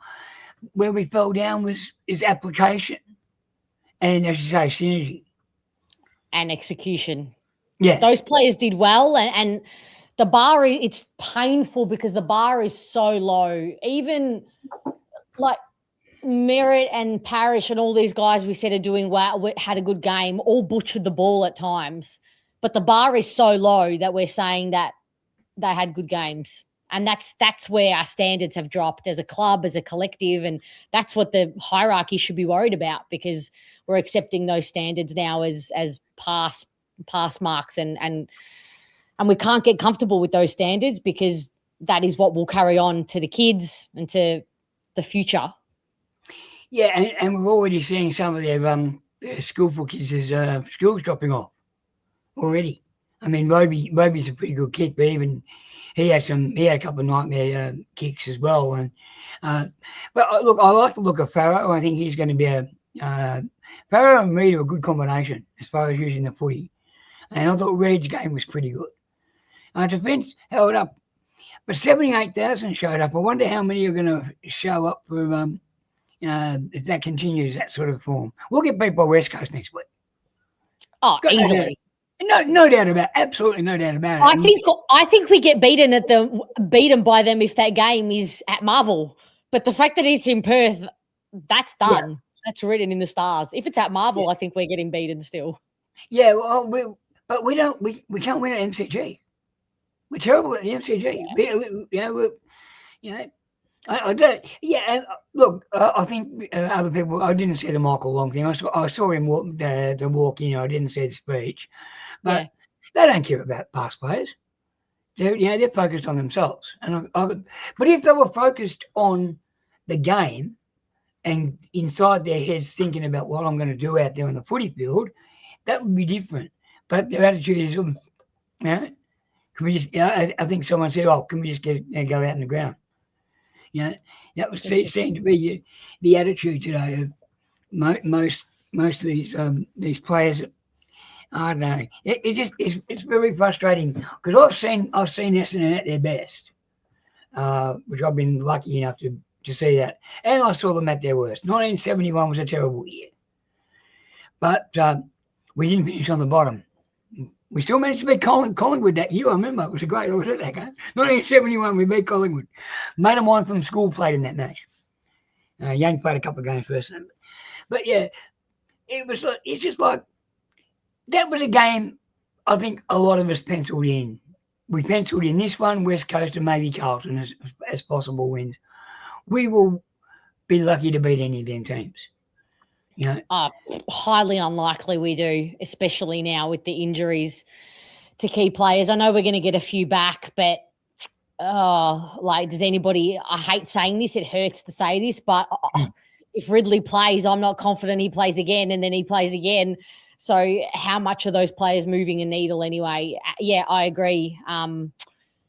Dat, Bomey, the season is over now. It's essentially about making sure that we develop and put some time into these kids and make sure that their morale doesn't drop to concerning levels. I don't think it will because they're still fresh. They still haven't felt they're not kind of overawed by the heaviness because they're just new to the system.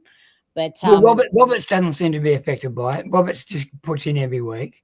He's very focused. He's a very focused man. Rarely is in terms of being light and airy at training, he's not one. He's very focused. Very focused. I mean, I think you look at Roberts, you look at Pryor. You know what you're getting with Pryor. He just does his job. He's not highly skilled. I wish he kicked that goal. It would have been great. He's only kicked 11 goals in his career. I like that stat on the coaches, interim coaches. But can anyone remember the last interim coach we had? Anyone in the chat remember who filled in when we sacked a coach? Because we sacked a coach and we had an interim coach for a couple. Wasn't it Bomber Thompson? He was one, but we had and Gary O'Donnell filled in for Shetty in one game, and we won because Kevin Shetty was sick. But I think it was around. It has to be Bomber Thompson. No, it might have been around. I'm thinking more about the time of Worsfold or Rutten, somewhere around that time. But they didn't get sacked mid-season. They transitioned, and then Rutten saw out the season. It must be Bomber Thompson because I was trying to think who the last interim coach was for Essendon. It must have been Bomber. We had. Okay, we're getting different reports. Caracella, Egan. Yeah, Matt Egan. Yes. Which one was it? Blake Caracella filled in for a couple, about 4 or 5 games, I think. No, I'm pretty sure Bomber Thompson coached the next game after the day that, like the game that after Hurd got sacked or walked away or whatever he did. That first game, was it not? Bomber Thompson? No, Matthew Regan coached us for about 4 games, I think. He filled in. But look, we've got a problem. We've got Stanton, who was a turnover king, teaching them how to their skill level. Okay, maybe I'm wrong. Maybe I thought Rutten saw out the season. Maybe my memory is getting warped. Okay, so Caracella was after Truck. Huh. Yeah. I could have sworn we backstabbed him after the season ended. Okay, righto. Yeah. And also, there hasn't been too many ruckmen that have been successful coaches as well. And there's now 3 ruckmen coaching in the AFL at the moment. with Josh Fraser joining at Carlton. Oh, yes, Dean Cox and Stephen King. So hasn't been too many successful ruckmen as coaches. I tried looking it up to find out because I'm my stats. But but yeah, I don't know. I don't think sacking the coach on Monday is going to be anything that's going to help. We'll get a little bit of a fizzy drink out of it for 5 minutes, a monster rush or something, but that's about it. I think we see it through. I don't know if you saw him on 360. Brad Scott made a comment about the plan that they're doing and working through, and in the way in which they had been working this plan for the last 2 or 3 years. He made some interesting points. He made some points that made a little bit of sense, but I can't. Did he know? John Nichols coached the Flag. Yes, well, he was sort of he was a ruckman. Yeah, one of the last successful ones. You'd be a Carlton bloke in there somewhere. Jess Southby was my teacher in high school, and he once asked me if I could name the Carlton Brownlow medalists, and I managed to do that. He was quite impressed, but I couldn't do any of his math homework. So that's pretty sad. I could give you football stats, but I couldn't tell you how to add up 9 plus 19 and 28. I've got no hope as far as the math is concerned. But Jess Southby was my coach in high school. I also had a Essendon player as a teacher for a while too. But look, this was. I thought it was going to be a cold, miserable night because it was cold during the day. I thought, so I did rug up a bit, but it was a terribly miserable game, and still waiting on that win. Will we get one, Fiona? I don't think so. I think we just put it out of our minds. Any pockets of happiness that we can salvage from this season, we will do it. But I don't think it's going to come in and win unless one team goes in very, very cocky and just loses the bundle because it's not looking good. I will say that. Before you go, Noel, Chris wants to know this. Oh boy, you're talking. Give me a ginger beer. I don't mind a Bundaberg ginger beer. Don't mind that. If it's an energy drink, Monster #1. And if it's a health like a Powerade thing, I prefer Maximus. Okay, Maximus. We've all learned something new about Noel. All right, Noel. There's always something, isn't there? Absolutely. We needed a break from the darkness for 1 second. So thank you, Noel Legend. Sorry we couldn't get a win for your Bomber Banter anniversary. Happy anniversary anyway. We'll see you next week. Yeah, no worries. We'll look forward to West Coast Eagles. That'll be a great game. Thank you. Bye-bye. Okay. Say bye-bye. Bye-bye. Bye-bye. All right. We're transcending into lunacy. I think I started there. But anyway, let's have a chat to Scooter. Hey. How are you?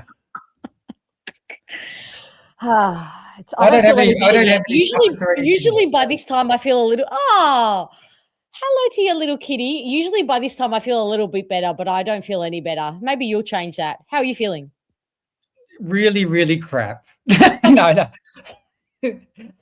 Fair. That's what we're here. That's what I signed up to hear. So hit me.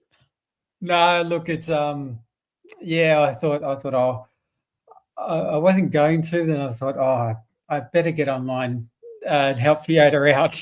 I appreciate that. Don't feel obliged. I take responsibility for my choices in life, and I signed up for this, so don't feel obliged. But I'm happy to chat to you always. I don't. Who's asking why I have a pet frog? I don't have a pet frog. I don't. I've seen the word frog kind of in the chat. I don't understand what. Oh, look at the kitty.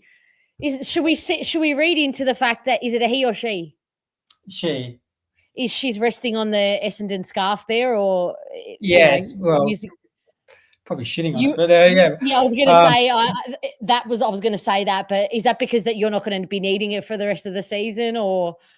Yes, I was like, yeah, please, it's yours. I mean, all right. How you feel? How are you feeling? Let's get into it about the game.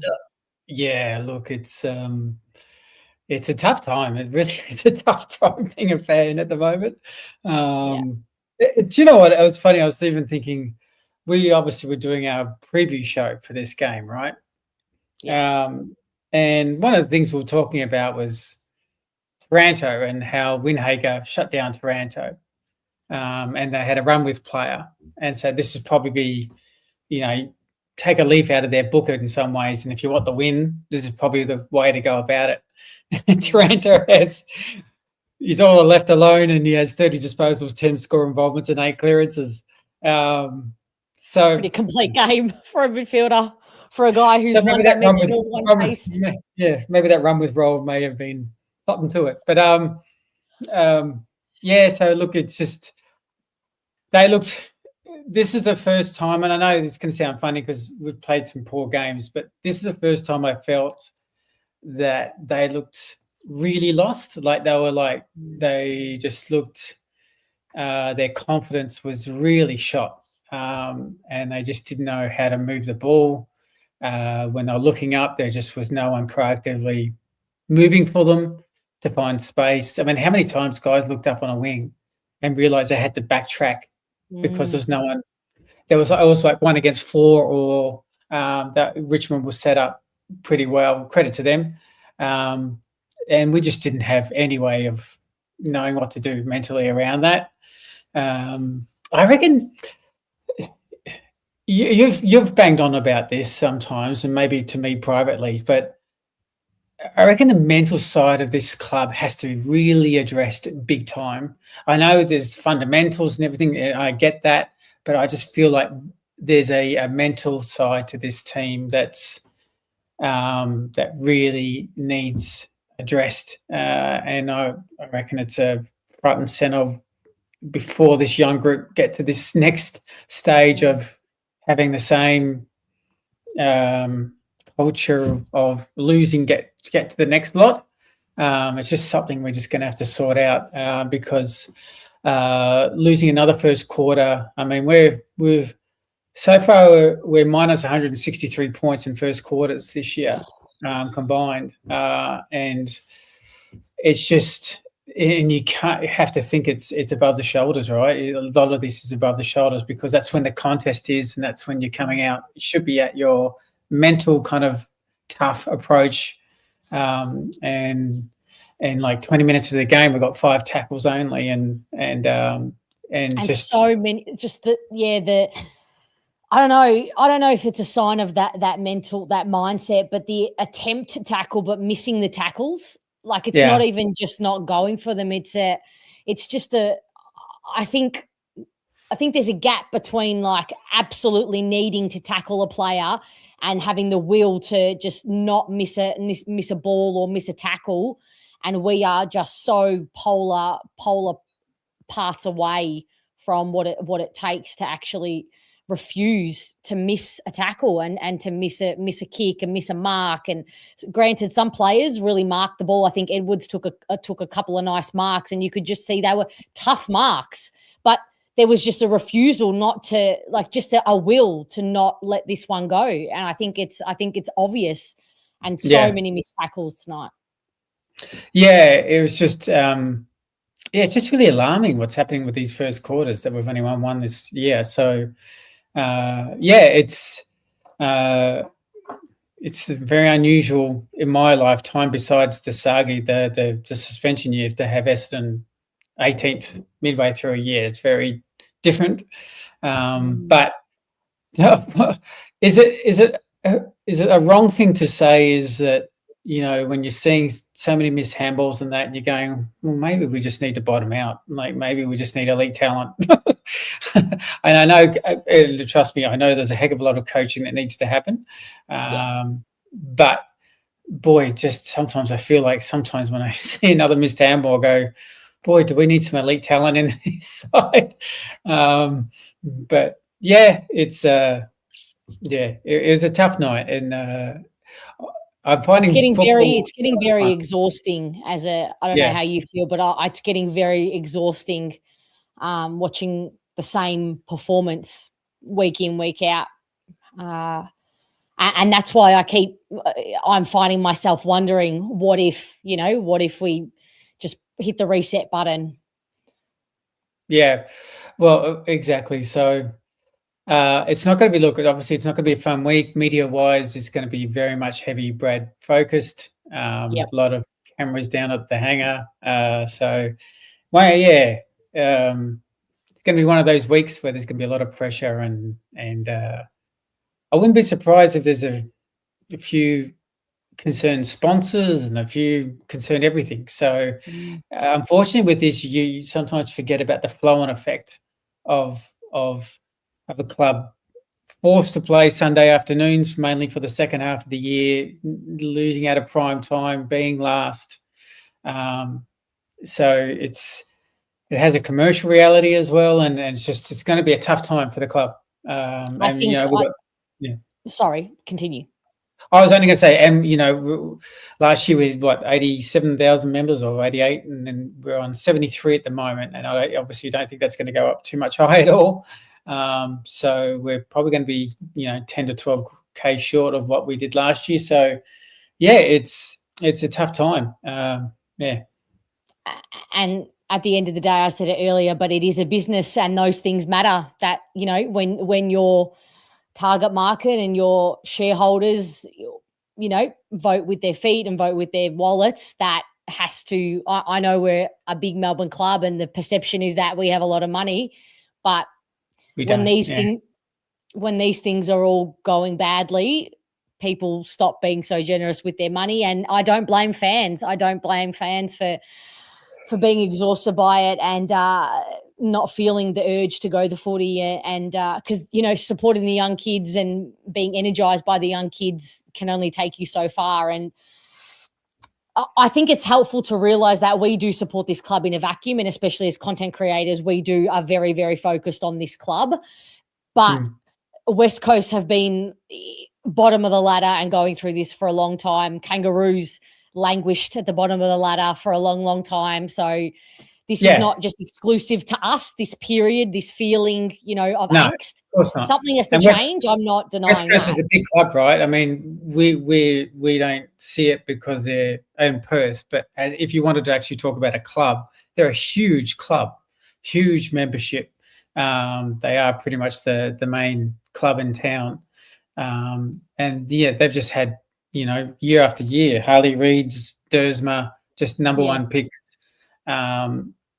And they're only starting to show glimpses. They've had the 3 wins this year. They're showing only glimpses of maybe starting to come out of it slightly. And that's where we're Jesse. I'm so sorry, Jesse, but we're coming. You're getting the win next week, so you're going to be confident about that. But West Coast, it's relevant, and I'm bringing you guys up because it's making me feel a bit better, because you guys are starting to see the light, and I have hope that maybe one day we too will see the light. Yeah, Jesse, you're going to enjoy next Sunday. Trust me. Exactly. We're giving you next Sunday. Just be happy about that. Yeah, you may have your 4th win, mate. But they're actually going on pretty well. But we'll take Elijah Hewitt off you. So feeling generous. So look, it's just going to be a tough year. It's going to be a long, tough year, and the injuries tonight obviously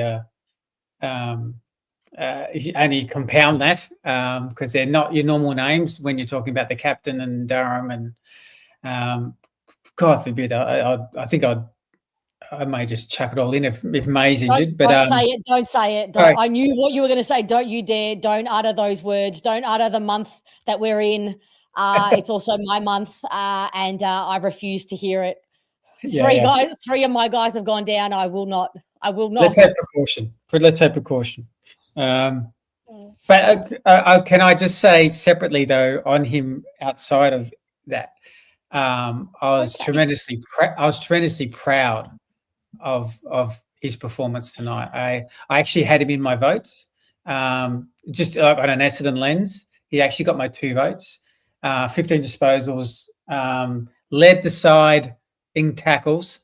And last week, how bad are we going when last week, and yes, I make no apologies for bringing Peter Wright up again.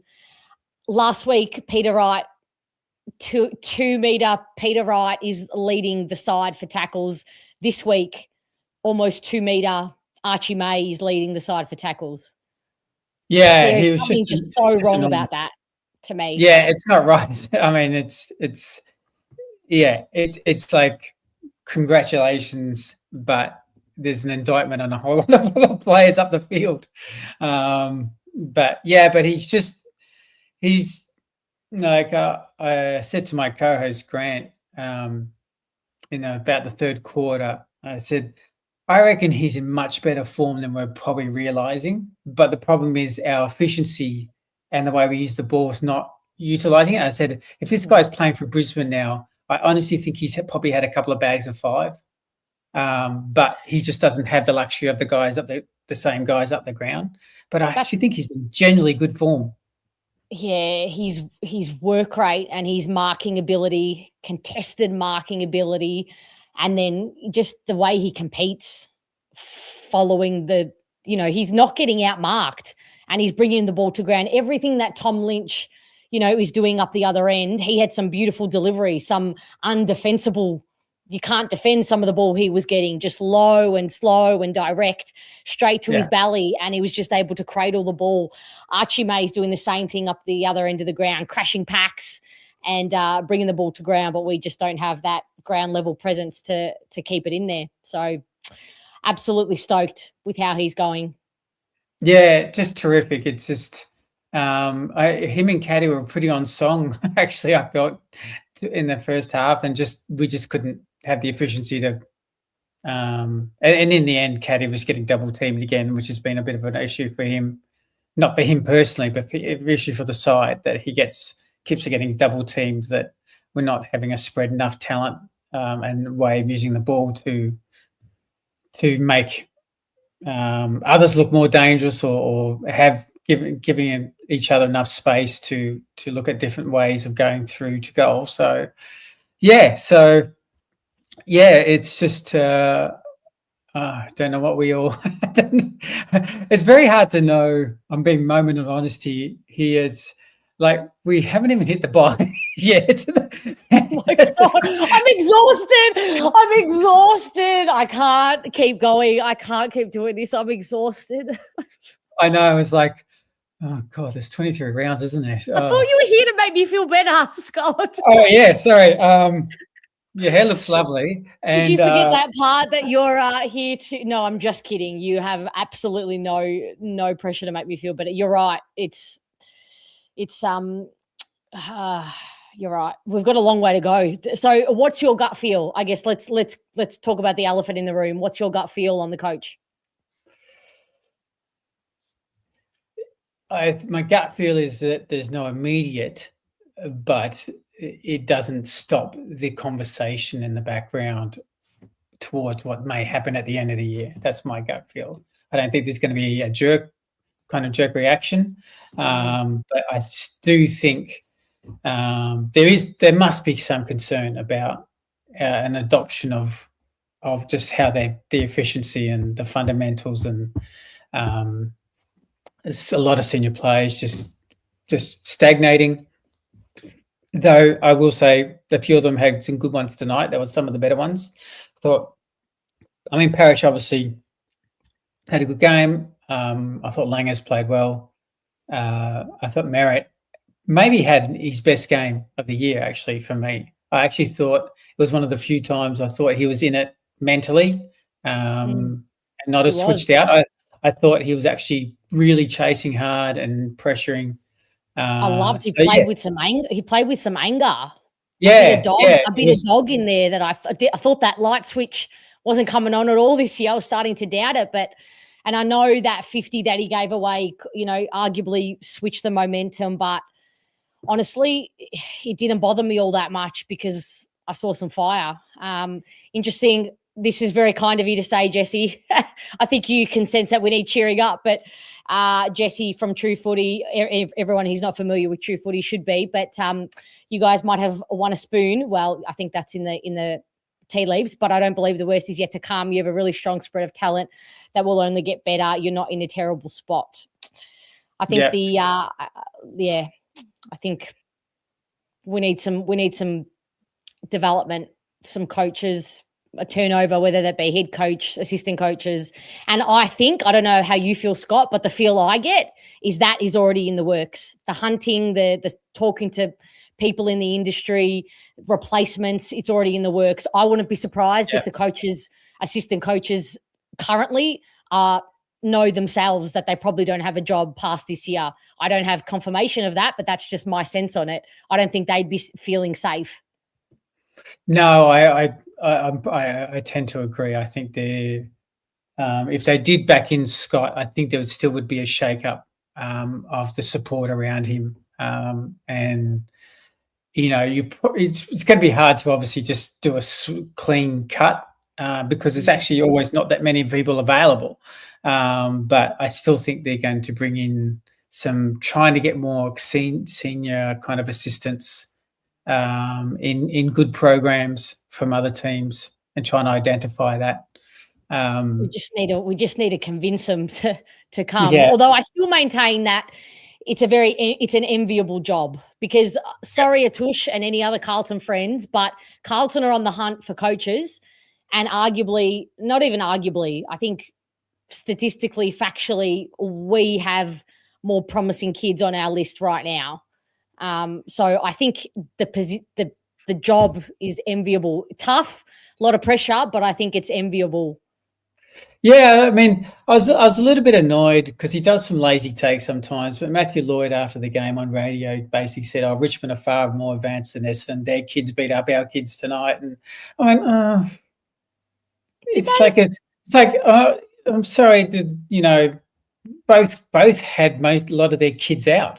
Like Laylaw, Houghton, these guys, obviously Sharp and Kako and Clark and Johnson. And so I was like, yeah, sorry, that's, they've got 18 injuries. We've got 13. This is not the game to evaluate which team is. It's a very good point. Yeah. This is not the game to call that out. And I don't think it was a glaring, applause for Richmond tonight. I don't think they were at their best in terms of what they've got to offer.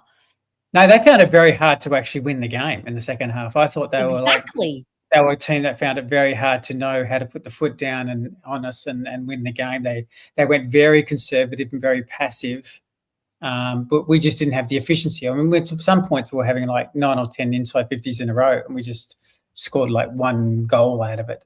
So ours is probably just a coaching and a system, and but so I don't know when all the kids are in everyone's lined up. Still have no idea because you felt like he had a quieter game, but Roby still had 23 disposals. It's not like I'm going, oh no, Roby. Yeah, we're not jumping off. We're not like that's a very quick jump off for Matthew Lloyd to jump off Roberts, jump off Roby. Not the game, and Moby. I agree with you. It's very disappointing to see. Not that some of the stuff he doesn't say isn't truthful, but I think he's way off the mark sometimes. I'll make a mini prediction on a coaching change that I'm not sure you will like, but I'll see. But does it involve? If it involves getting rid of any of my guys, then I'm cutting you off. No, this is the coaching change. But I reckon if you can bookmark this, and without me knowing. I reckon Mark McVeigh will be in the coaching group next year. You have been on this. You have dropped his name to me a couple of times.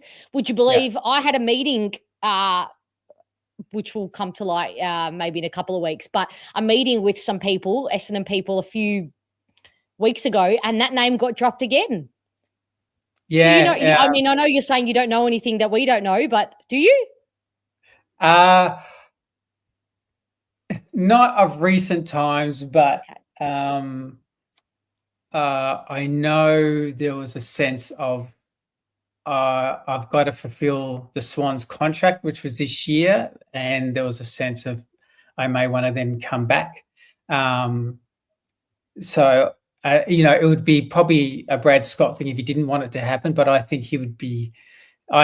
from my conversations I've had, I felt like he would be very open to it, coming back, especially with Welshie. Obviously, they're very aligned, but he's a fairly senior person. So are we just getting the entire 2000, team? Mark Bolton, Ted Richards on the board, the Dean Solomon. Is this what's happening here? Well, I hear good stuff, really good stuff about Mark McVeigh. I just want to say I hear some very good things. Well, I mean, obviously the reason why I think, because there's going to be a whole talk of like, we're going back to the Essendon boys kind of thing. And I understand that cynicism, but I think it would come in quite passionate. But I think the key part is that he's very senior at the Swans and has been for quite some time. And if there's a program and a culture, you would want to go, why has that worked? What has happened? And get some of that IP from him coming into your club. Mark's obviously a very passionate person by nature. So I think that would be someone that would come in very, very full of vigor and just wanting to see if he can put his stamp on it as well. So I just think, I think I'm putting a new rule in place, not that I have any sway whatsoever, but my new rule is if they don't come from Geelong, if they haven't been at Geelong even for 5 minutes, if they don't come from Sydney, then move on. Like they have to come from we have to get someone from one of those programs because they have the formula. Yeah, well, exactly. So, I mean, you're talking McVeigh's just been in Swans for so long now, so almost like a decade. So, I reckon that's going to be one that's going to be definitely discussed because it's going to be hard to get some guys from good cultures. So, Welshie may see it as like, well, it's actually a bit of an easy win if I can get him one of those guys over who I just actually have a friendship with. Because I know they still catch up separately, during the year. Yeah. Just as friends. So it's just one. Sunstripe. Yeah. I'm obviously joking. Do you guys not know me well enough by now? It's been a year. You should be able to read the nuance in when I'm joking and when I'm being very serious. Who just did that? Was that you, Atush? I'm going to boot you out. I'm not going to tell you, chat, what just happened. You're cancelled. I'm cancelling you officially. Sorry, Scott. Continue. No. So, it'll be interesting how they approach, whatever Vozo's going to do. Even that decision has confused me, but I'm just too exhausted to talk about it at this point. Before I let you go, what's your opinion on the Vozo? There's kind of two parts to it, right? One, I think that the media talk around it is a bit of a beat up on the sense of like, I think every club just does a review at the end of the year and sees if they can strengthen their programs and strengthen. So I'm not really too fussed about that because for me, you've got half a team of kids. You want to make sure the season's not going well. So what are we doing? Like, find out. Be proactive now. Like, don't do it at the end of the year. So I kind of happily commend what they're actually being proactive about it and not just letting the year play out. So I have no issue with it. The only thing that is strange optically is that Vozo's obviously was the CEO and set up your program and your departments and set up your structure. So kind of reviewing the structure that you set up. Can I ask you why? Be critical of himself. Why do you think they didn't go external for this? Someone who has no players in the game, whereas as you just demonstrated, that Vozo clearly has a case to defend his previous work.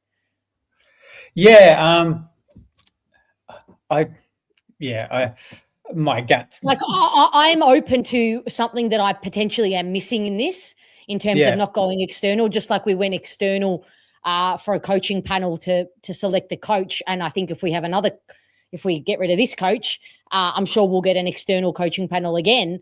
But why what am I missing am I missing something from a business point of view? Look, the only thing I can think of is that it seems to be from the narrative that a big chunk of this is actually his review of other teams' setups and structures. Now, he obviously is in the industry, very well-liked person and very popular and very well-known. For me, that's the only angle I can think of, is that they go, well, what we want to do is understand, what some of the successful teams are doing, how they're setting up their departments and everything like that. So maybe he has the contacts. They feel like he has the contacts to then do a full report back to them and saying, this is what they're doing, this is what they're doing.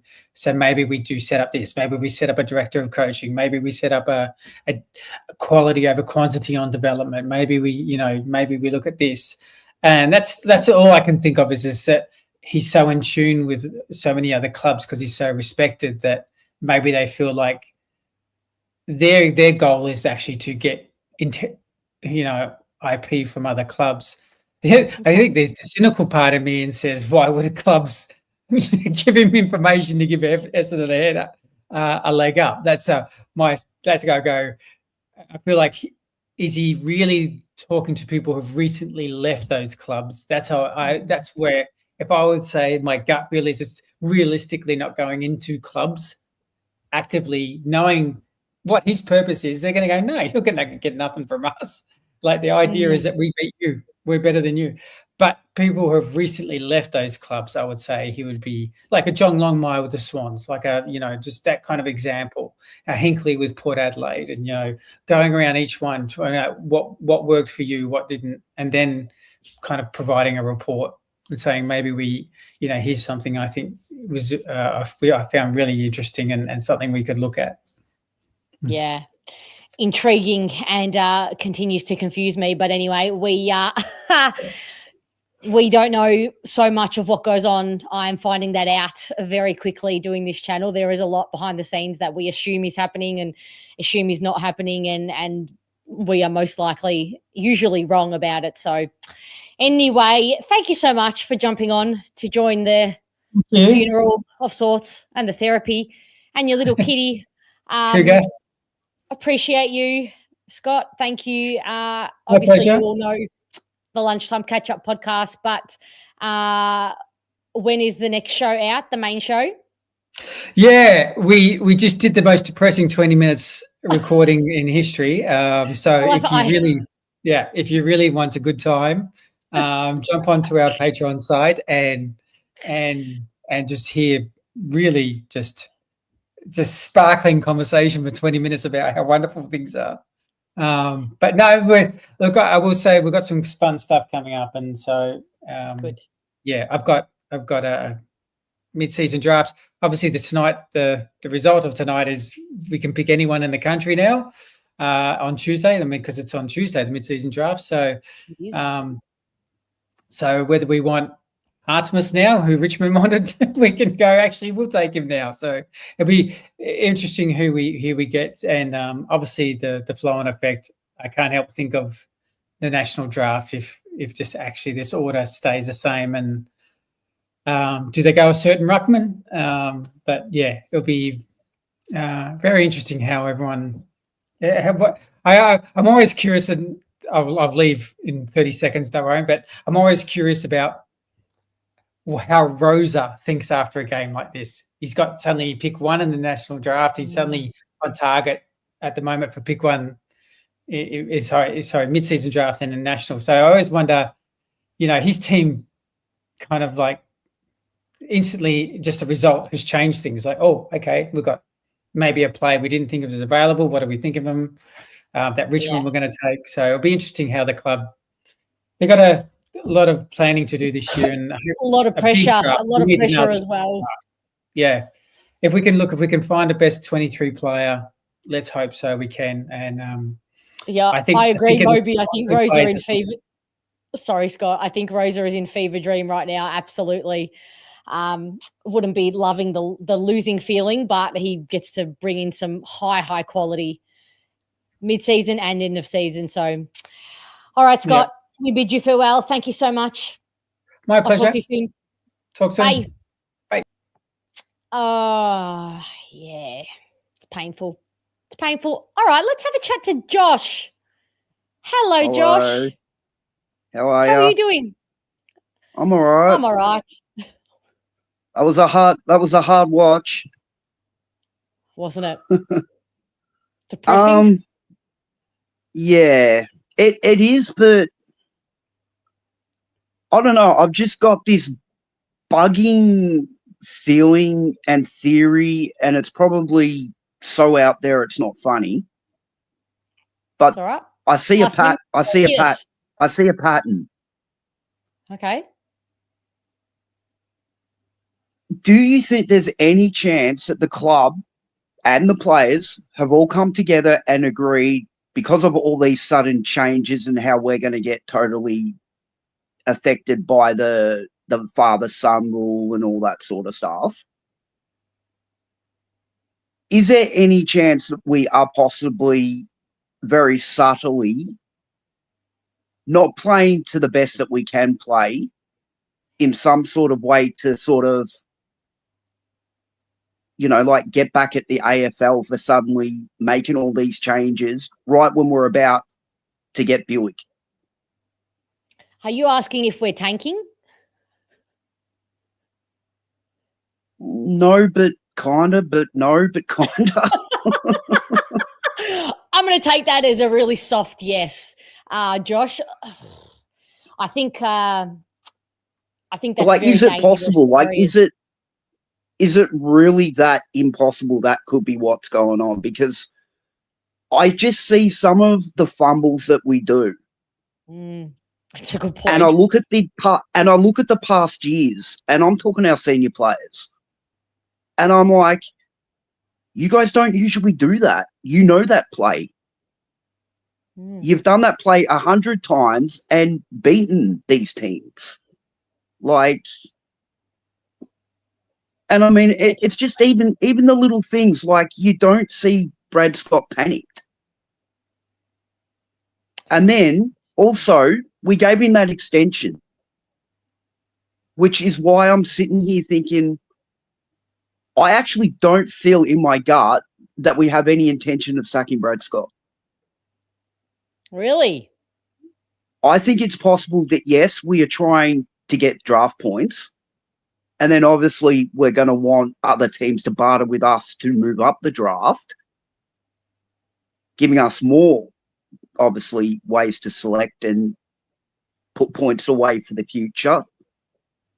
Especially if, you know, like, you got the whole Tasmania thing coming, if it actually does come. You know, like, I don't know. It's just, I share the sentiment that some of our skill errors and basic lack of fundamentals, it would almost make me feel better to know we're tanking, because the thought of them just missing those easy basic skill errors is torturous to the nervous system. But I don't think I don't think that. You don't? No, I don't personally. I don't think. I don't know. I don't know. I could just be. I mean, like, how I feel. Merritt's better than this. We know Redmond's better than this. I mean, you've just got to look at the years. Like, what has happened from that time to now that has made them play so drastically different?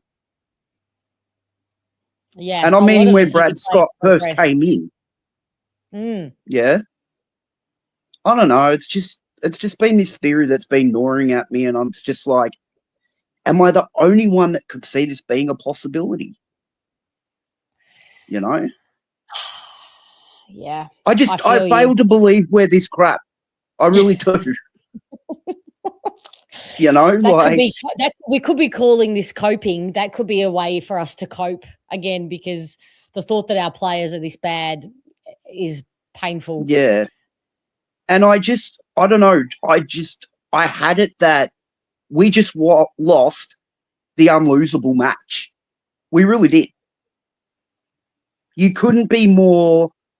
It can be not more of a disappointing loss due to, like, yes, we've got the Eagles, we've got Carlton. Sorry, Atush. You know, but Eagles are higher than us.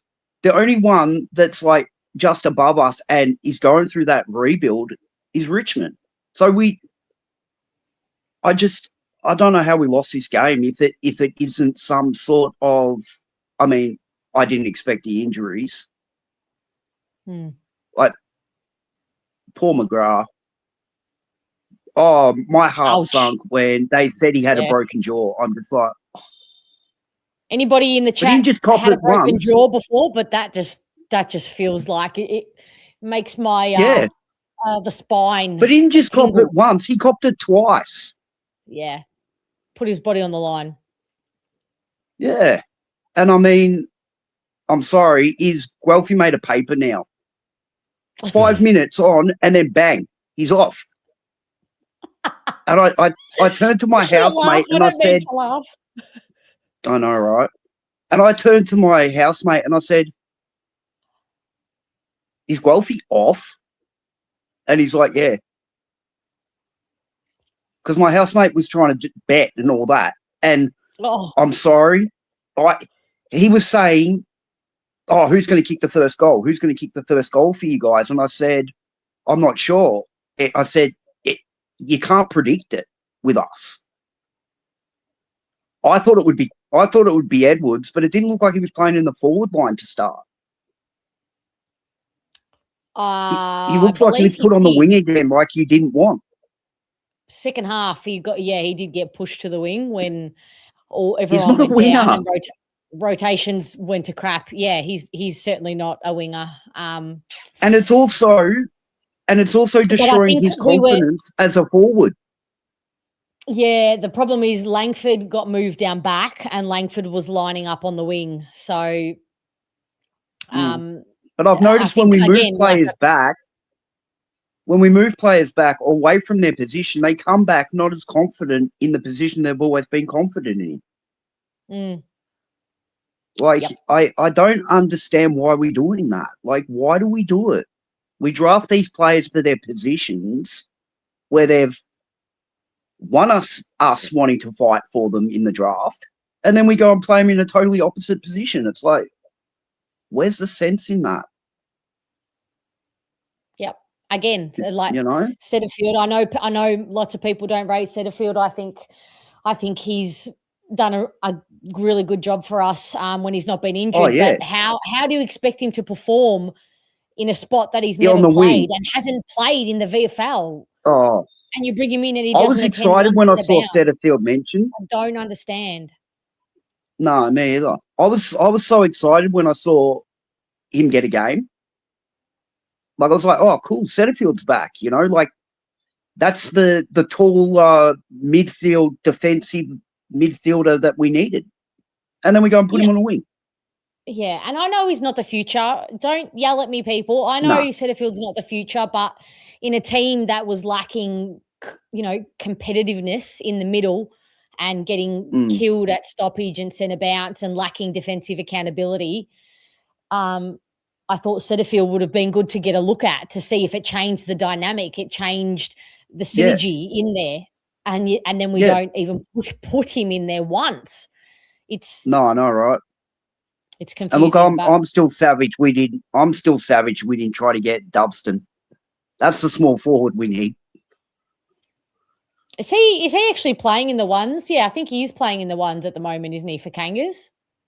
Yeah. Is he getting a game? Yeah. I think he missed a couple, Yeah. but I think he is getting games. Yeah, we need some small. We need everything. I mean, I think we've got I know, right? talent, but these senior players are not going to be the ones to take us forward. So we really do need a bit of everything, and it's going to be tough times. But it is. Do you reckon there's going to be any chance at all by Monday we find out that we open up another spot? Like, Well, I actually had a really good chat to Dylan Alexander about this in our recording today, and we spoke about some of the advantages and disadvantages of opening up another list spot, because I think Zach Johnson would be the obvious one if his broken foot is looking like a really long layoff. Because I completely agree with you. We need another backman and a small forward. That's what we need. Yes, potentially. There's not really any, incredibly elite small forwards kind of running around in this mid-season draft currently. So we did speak to an Ollie guy, and he's apparently rated quite decent. Ollie Griffin, who is a midfielder, a big-bodied mid, but I think national draft. But they're comparing him to Logan Morris. Ollie Griffin. Yeah. I'm confusing all of the guys in my head. Medium forward, Logan Morris, Caddy. There's another comparison that we used today as well. But yeah, because he's definitely one of the ones I'm interested in, and I'm really interested in Barrett.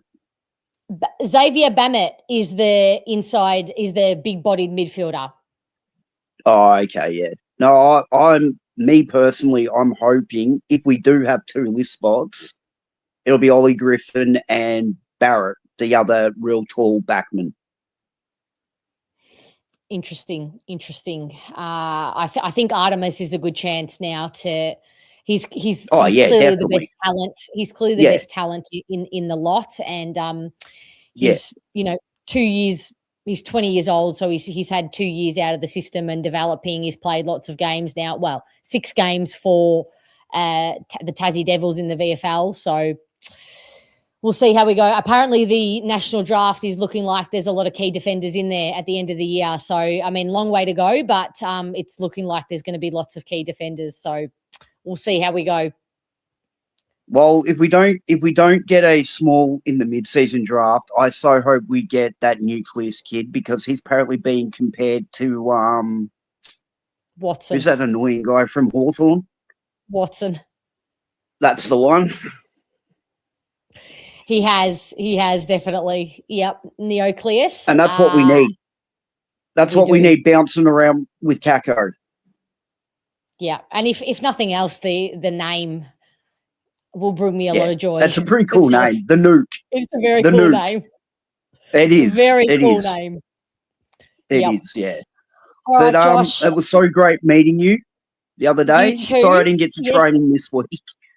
No, don't apologise. Don't blame anyone for wanting to step foot in the place at the moment. But anyway, we move on, and thank you so much for joining Bomber Banter. Well done on your debut. You were fantastic. That's all right, and I hope everyone enjoyed the memberships. Yes, and thank you so much for your generosity, getting lots of love in the chat. So thank you, Josh. Take care, and we'll chat to you next time. All right, take care. See ya. Bye. Yes, this is what I'm thinking. Felix, Nucleus, and Kako would be box office. But would Kako and Archie Butler be box office also? Or Van Houten? Would that be box office? I think these picks are locked in, close to locked in. All right, let's get the man on who's going to cause some trouble. I just want to let everyone know I'm a Carlton member. I'm a Carlton. Look at that Carlton membership. Patrick is bobblehead. The team is never going to lose a game ever again. That's who I go for. Carlton jersey. Why are you trying to start crap? Why are you trying to start a fight? I'm not. I'm just here. I'm just hanging out. I'm a Bomber fan. Oh yeah. But we just have to. We have to sack Scott. Like, we as a club, we have to sack Scott. I'm sorry, it needs to happen. I'm not sure if you saw me in the back room before. For anyone in chat, I had this up the whole time while in the waiting room. You just have to do it. Fiona, as someone who had a shit coach themselves and was in the same position you were, you have to get rid of him. You have to. I mean, I hear you. But what can I ask you? What if Carlton lose the next 5, 6? What if you lose every game for the rest of the season? Well, why would you put that out in the universe? We're just talking about all the permutations here tonight, all right? So No, if you're but, coming in no. making trouble, I'm coming back at you. Hey, No, Sammy, look, Sammy, friend of the show, he comes in love and light. We're all friends here. We're all just having fun and keeping shit light at this point in time. No, look, even if it's Yeah, exactly. Look, I know, Chris, your favorite, your goat says it absolutely how it is. You have 1 week of expertise. You're on the 1 week high. yeah, about to Forgiven be on a Sammy. 2 week high. About to be on a 2 week high. Beating All Port right. tomorrow. But no, look, but Port's listen, doing today, all sorry. right. Nah, we're going better, Fiona. We have a 100% win rate under Josh Fraser. So we've never lost a game. I think He's you one of the should best just coaches in the appoint league. him. I think you should Yeah, appoint him yeah, as your sign head him. coach. Just like you did. Who'd you do that with last? David David Teague. Okay, look, I'm actually being serious. I think you have to sack him because like you need a new coach bounce. Not even like for nothing, bro. Like you can't. It needs a circuit breaker, like you were saying. You can't start change because obviously the club needs change. It needs to start from the coach. Whether it's probably not all of his fault, but he's definitely contributing to it. He needs to go, right? And you get rid of him now, Fiona, right? Instead of the end of the year, so you get in the coaches race early. And there is actually a coach out there, which now leads me to my next point, which is why Many I put the coaches out screenshot there. there. No, there's one All specific right, for one. all of you, Put it up.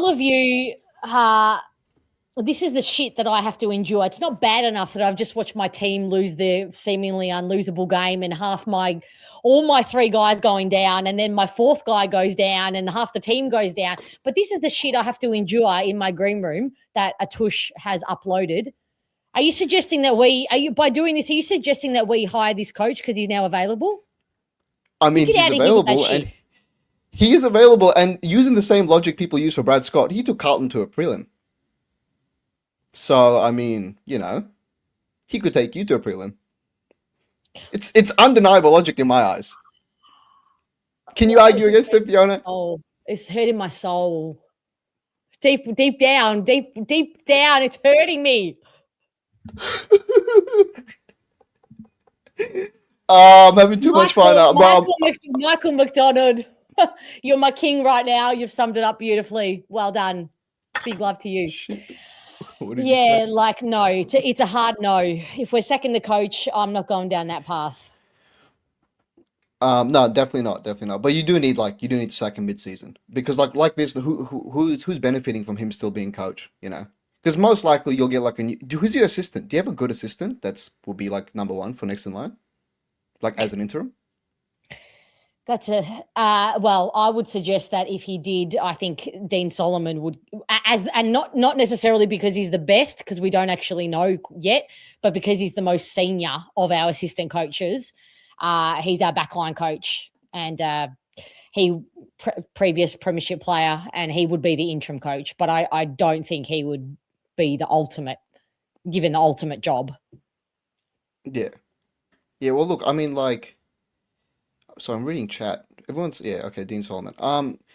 It's tough. Like I've been there, right? We're still in the exact same position. We're just on a 1 week high. But like you were saying before, someone brought up before, there's no direction for the rest of the season because it's over.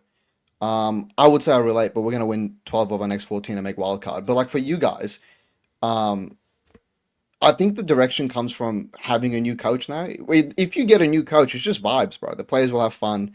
You know, there's not as much pressure as there is anymore. Because right now, the players, whether you think they hate Scott or not, they're still playing for Scott. Like, no one's going to turn their back on the head coach like that, right? So every week, there's so much pressure. We were having this conversation before. There's so much pressure on all of these players to perform.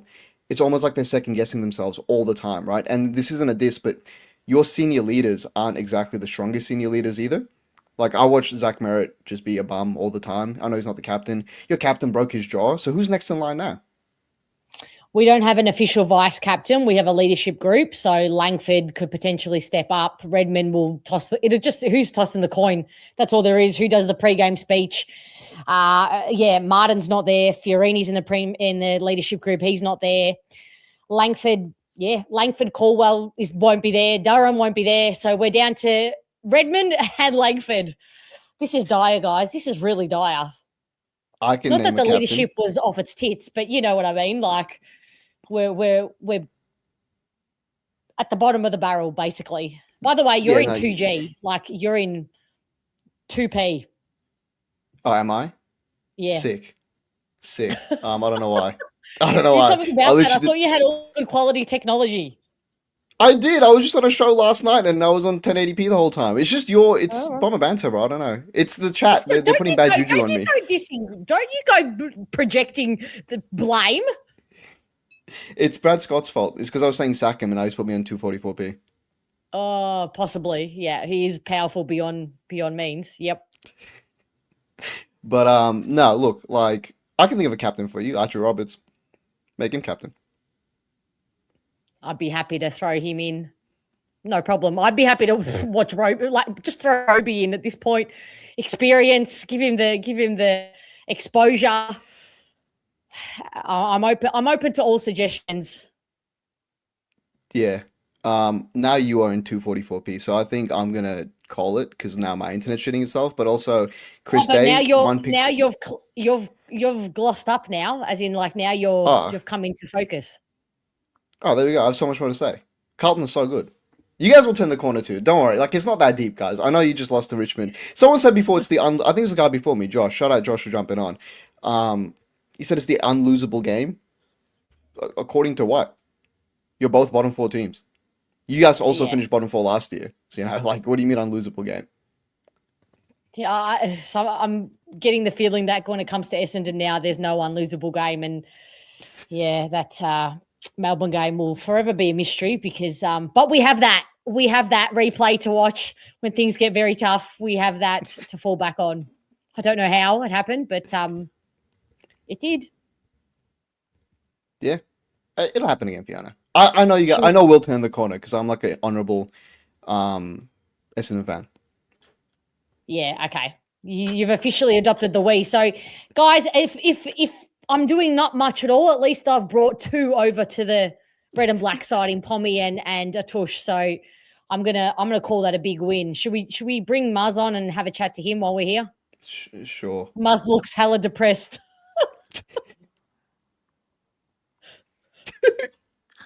This is unfucking believable. I swear to God.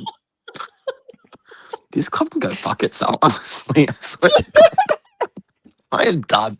Atush, give me a cult membership, bro. I want out. I got one for you, Muzz. Here you go. I'm done. I got Don't use it. Have it. No, I don't want it, Atush. I don't want it. I don't want it. It's fine. Okay. I got plenty. Then you've got to go onto the Carlton fan cams. Where would you rather be, there or here? Here. I don't think you understand how frustrating it was at the game. Oh yeah, I can imagine. I was in attendance. Oh my God, So McGrath, Archimay, Lynch, and Durham. Chris, can you leave me alone, man? I've just went through a depressing time, mate. Honestly, go away. Muzz, I've never seen you with the light on. Turn the light on, bro. You live in an Essendon bomber jumper for a day, and you say you go, mate. No one wants the lights on. Bro, I lived through 2015, 2016. Don't worry. I know. If anyone knows, We it's were me. last in How did you 2016. do? Don't talk to me about 2016, mate. That was a horrid year. Bro, in 2018, we won 2 games for the year, and our spearhead key forward was Levi Casbolt. Don't talk to me about pain, bro. Don't talk to me about pain, bro. That's a name I haven't heard for a while. All right. Yeah. Darcy Parish. I don't know how he won the award, but he did. I'll tell you what, at the ground, just looking at him playing the game, it made me frustrated. Really? That's an interesting Yeah. take. Looking at the way he played, the way he just moved. I don't know how he got 41 disposals. I was gobsmacked to even see he won the award, but he did. Interesting. Muzz, I think there's going to be a lot of... Muzz, you reached the point, and I was there, where I just hate my team, and if anyone does good in a bad loss, I'm like, fucking, why didn't you do this before, bro? You're at that point now. You're at that point now where seeing your players do well pisses you off. It honestly does. It pisses me off. And I'm sorry for anyone, but this is going to be my biggest crash out in the world. All right. Because It's okay. as We're after dark now. Josh just Go said, for it. we just lost the unlosable game. and it's horrendous. I went to Why the is end it the to help my unlosable brother. game? Why is it the unlosable game? You're bottom 4. I pray to God we beat Carlton in a few weeks, Fiona. I pray to Aren't you God. last now? No, but like even if you beat us, Maz, even if you beat us, we're still 16th though. We're also shit. Don't get me wrong, but like when we you know when we only I beat love Richmond by when Muzz comes out with the shade, he can hit some targets. I love this side of you, Muzz. Thank you. Maz, when we beat Richmond by 4 points and everyone lost their minds, I was like, why? We're a bottom 4 team. That's like the team we're around. We're probably only a 4-point team better than Richmond. So like, why are you upset that you lost to Richmond? Because if I'm not mistaken, you're last on the ladder now, yeah? Yeah. We are dead last. Yes. Yeah. So why is that the unlosable game? Because theoretically, if you look at the injury list on Richmond and then you look at our list, what would you say? I would say Think you have about a it. shit list.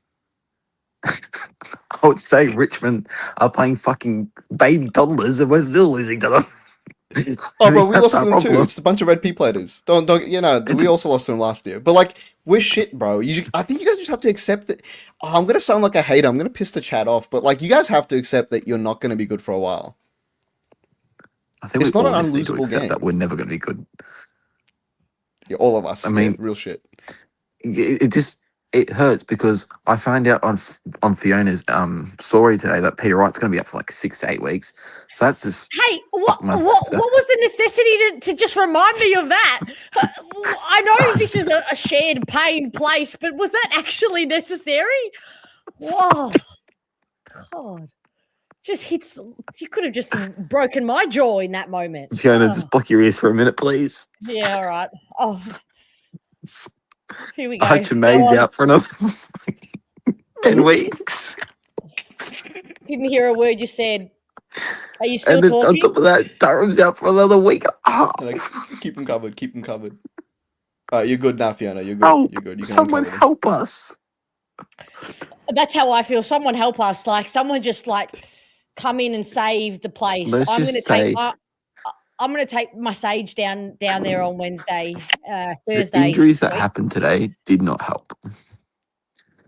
McGrath and everyone on our injury, everyone that got injured today got rushed to hospital, including Lynch. What? Tom Lynch got rushed to hospital because he couldn't speak at the end of the game because his throat got hit by Ben Mackay. Stop it. Good. He was coughing up blood. Okay, there really was carnage from this game. I know we had 2 guys Everyone, go to yeah, hospital. McGrath, Archimay, everyone got rushed to hospital. Everyone that got injured today got rushed to hospital. Jesus, did they all share an ambulance? Like, did they all carpool at least? It was fucked. Well, it's a contact sport, as they say. Oh, God. Yeah, but but Langford's going to get in trouble too, by the way, by the MRO. Why? What'd he do? Because he bumped Steely Green in the shoulder. Oh, is that the one where he's standing dead still and Steely Green ran into and then his Steely shoulder? Green ran into him. No, he's not going for that. He got a free He kick, will. and that was the most Watch it. ridiculous thing Watch it I've ever happen. seen. If it does happen, I swear to God, I'm not watching another AFL football game. I'm going to work 24/7. He's going to get in trouble Did for he it. get reported for it? Did he get reported? Yes. Don't- He didn't get okay. reported. No, the umpire didn't Really? report him, but Oh, no. I was gonna make you a say, promise. no. I'm just going to get. That's fine. I don't think so. I'm gonna Do you watch guys it want a happen. lawyer? Do you guys want a Yeah, lawyer? you to guys- go undefeated in the tribunal? That's something you do have. You're cult. You're a lawyer. I don't know what you're paying him, but I don't think You're a we can lawyer. afford it. I don't think we can afford it, Atush. We're not going as well as we think. I think. God, We don't pay him anything. He's actually the father of one of our players. is he actually? Yeah, Harry O'Farrell. He's Harry O'Farrell's dad. So we have So a kid what? He's called doing it Harry out of the O'Farrell. kindness of our heart, of his heart. That Oh, doesn't we sound might like be, a we lawyer. might be, we might be paying him, Fiona, but like I don't know, bro. I don't think so. You're coaching for your son. I mean, you're like fighting for your son. So I Can wouldn't we just charge talk him, about but- what Sammy but- just said? What was Tom Edwards doing all night? Who got the one? Who got the one on Tom Edwards? Yeah, As in who a got hit? the? Did he get hit? No, I don't think he got hit. Did he, Sammy? Did Tom Edwards Where play was on the wing, Edwards all by the night? Was he way? playing the wing? Yeah, was he on the wing? Played Was on he the wing playing in the the wing? second half when we moved Langford back, and Langford was lining up on the wing, and then we just So- rotated. We rotated Jackson Pryor a bit more on there, Archie Wicks, and That was the point where Tom Edwards. Durham went out because him and Guelph are made of soft tissues. No, Durham got concussed in the first 10, 20, maybe 15 minutes of the game and the first quarter and didn't want to come off, but he was I think visibly Guelphy goes on concussed. for 5 minutes and he gets his fucking hamstring. Yep, Moby called it. We know better than to not listen to him. He called it on the team show. Moby, you jinx us, mate. Telling you, when you put shit out with, you got to put it out with positivity. Oh, Atush, Yes, my brother. please beat Port Adelaide. If there's one team I hate more than anyone, it's Port Adelaide. Probably, Why do you winning hate by Port 44 Adelaide? points. I don't know. I've never liked them. I never have. It's just one of those things. I just don't like them. okay, fair enough. It's That's a like- weird. it's- I just find that as an Essendon supporter, that's a weird team to kind of hate watch. Yeah. Who do you hate, I don't Fiona? know. They just piss me off just by looking at them. Fiona, who do you hate? Before I met you, Wow. Well, if there's any consolation, before I met you, I used to walk around being like, I don't even mind Collingwood that much. I just hate Essendon a lot. So, but then I met you, and now I have to like, I deserve hide my that hate. hit back. I deserve that hit back. But no, I would say Hawthorn notoriously No, because yeah. all of Oh, my yeah. family are Hawthorn. So, Imagine how I feel. All my family are bloody Collingwood. Why didn't you pick Collingwood, Muzz? What is wrong with you? Don't ask me. Don't Ouch. stop asking me stupid questions. Bro, I Honestly, also leave me could have the been a fuck alone. Collingwood. I also could have been a Collingwood supporter, but like I chose wrong. And every day I wake up with that on my mind. I live with the So why are consequences you of that sitting decision. here I could have been. dictating to me Do why you know I how didn't many choose Collingwood? do you know how many grand finals I could have experienced right now if I had chosen Hawthorn? I was speaking to a guy at the gym today, and granted, he's a bit older, but he's a Collingwood supporter. And I was asking because the Collingwood grand final of one of the years they won was on the screen at the gym. And I said, how Yeah. many grand finals have you been to? And he said he's been to like 11 grand finals. I said, what? 11 grand finals? I said, I'd just like to get to one. Just one. I will dine out on that one for 20 years if I have to. But I just want to get to one. I don't think I've been to Yeah. 11 wins in the last 3 years. I don't like in person. I don't think I've been to 11 wins. Fucking hell, That's- 11 grand finals. I'm laughing because, yes, I haven't even done a channel. I haven't done this channel. I had 11 wins. 2 wins in a year. Have you guys only 3 wins in a yeah? year. Have you had 2 wins since you started Bomber Banter? I think it's 3. Somebody did say 2, but get it right. It's 3, I believe. Was it North 3 wins. Melbourne, North Sydney, North Sydney, Melbourne? Richmond. We also beat Melbourne this year too. Melbourne. That's 4. See? 4 wins. I'm on the way. Wow. I'm on the way. We're on the way. I don't think we're doubling that or even going up 1 point to 5 this year, but You know maybe what? next. The one positive thing is, Fiona, Yeah. this was better than round 18 last year when we versus Richmond. And I came on here and I absolutely ranted to you about that game. 40, what was it? 48 to 32 or something stupid at the final siren.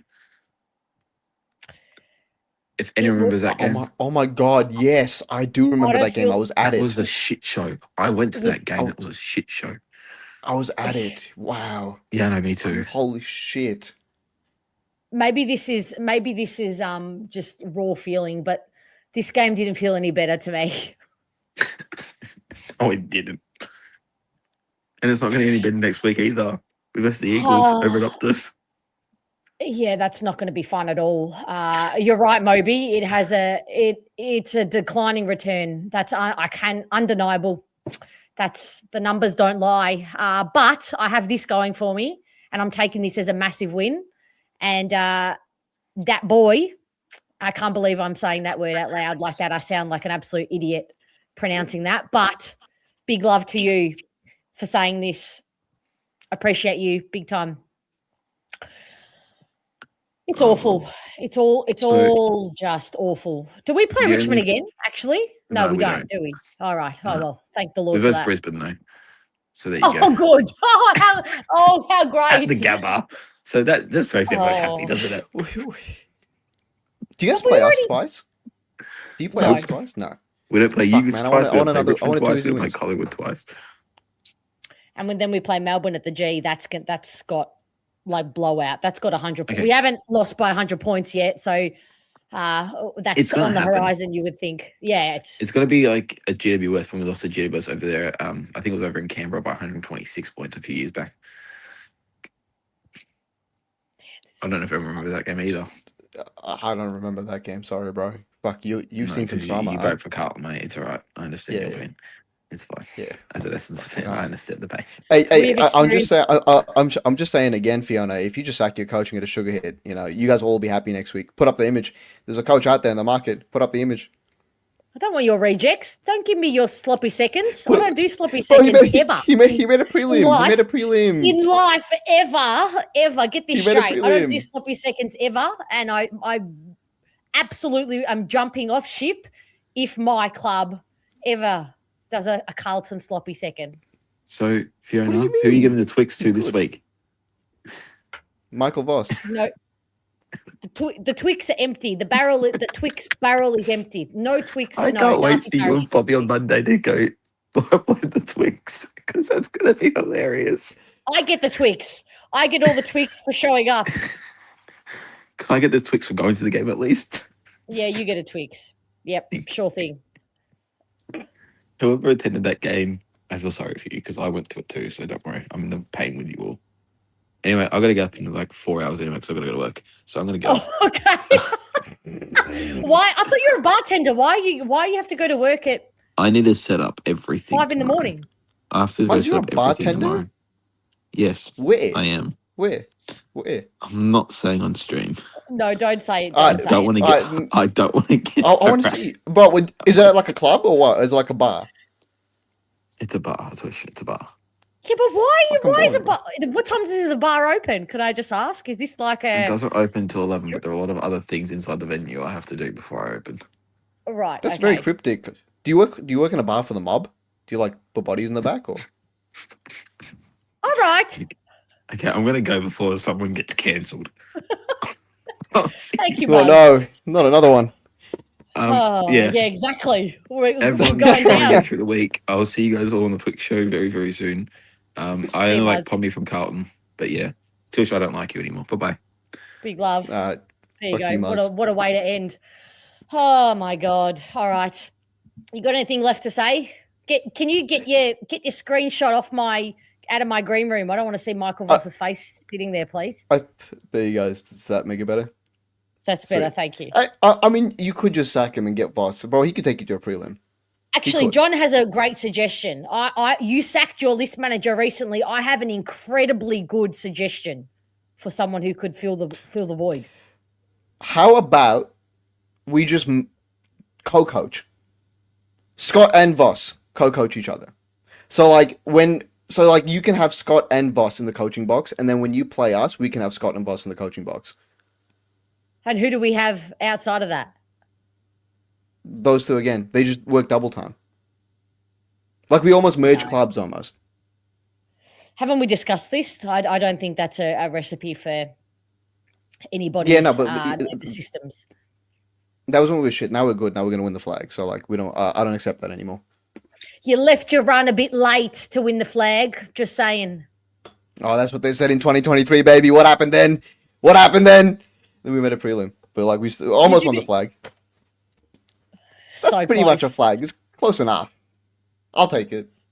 Look, I would take it because I have not seen a finals win, let alone a prelim. So I am absolutely taking it. That's why I don't understand. Like, I kind of get it, but some Carlton fans are upset with Voss, but he took you to prelims. The bar is low. I understand, but I'd be so happy with that. Where we sit and in the darkness that we are, prelim sounds bloody great to me.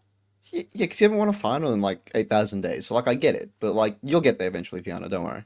You guys will get there. Hang in tight, Bomber family. Will we? Will we though? Yeah. Okay. I don't know. We'll hang into I've been saying that to my. I've been saying that to myself for like 20 years that we're gonna win a flag, and we haven't done one yet. So, trying to win a flag before I get married, bro. I want to shoot flares and shit on Ligon when we win a flag. I can't do that if I'm married. Why not? Because I got kids. I got to settle down. I can't be like a loose guy anymore. Nah.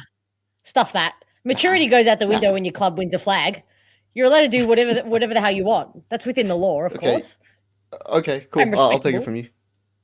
I'll take 100%. it from you. What do you mean if you're married and with kids?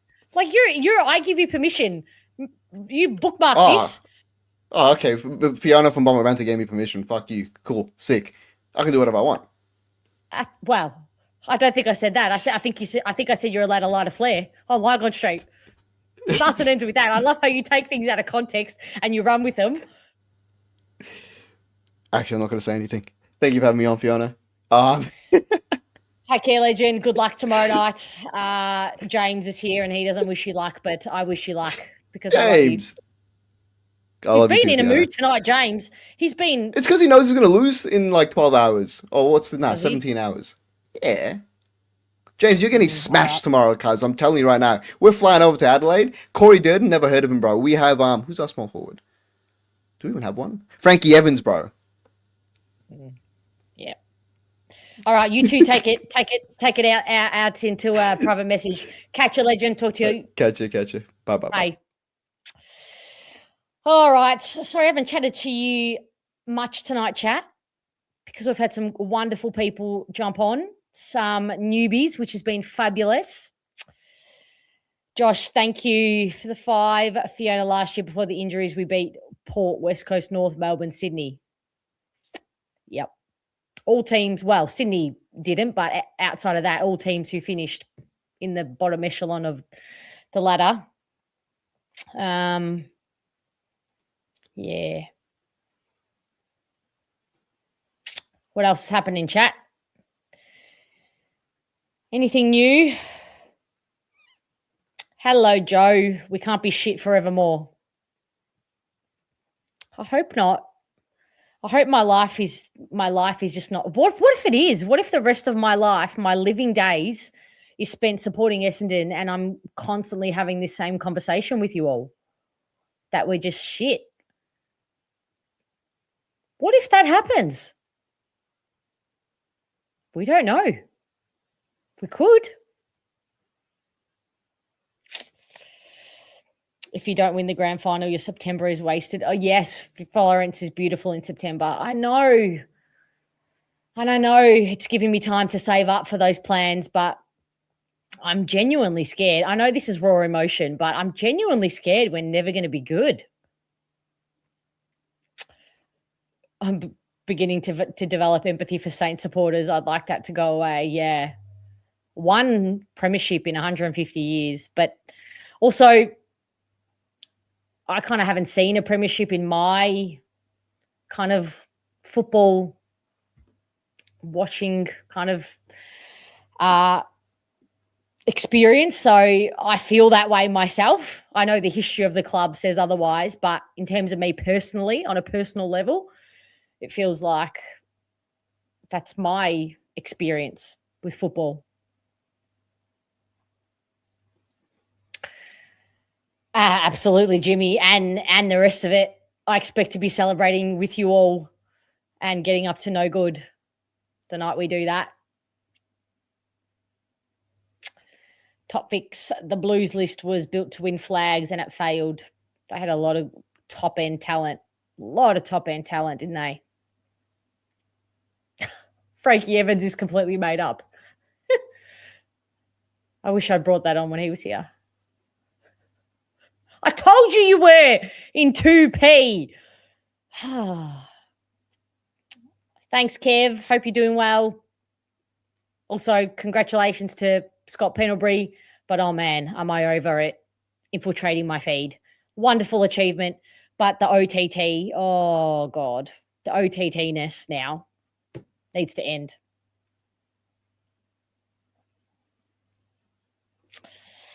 Hello, Danny. 2006, we won 3 games. 2016, we won 3 games. And 2026, just 1. So year 6 of a decade has been nothing but unkind to us. That's depressing. And I like even numbers, so that's not good. 83 All-Star might have heard over to Windy Hill tomorrow. Yeah, why not? I think it's actually going to be lovely weather. Like maybe one of the last nice weather days we'll have. 18 and sunny. 10 a.m. Windy Hill. Watch the VFL. See Kondo and Jones. Huss.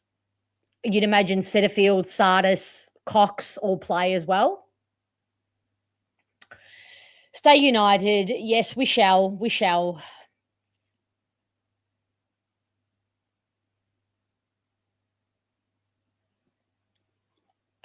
I am you a week ago when you wanted to die. Yeah. I don't want to pretend, you know. I don't want to be upbeat if it's not.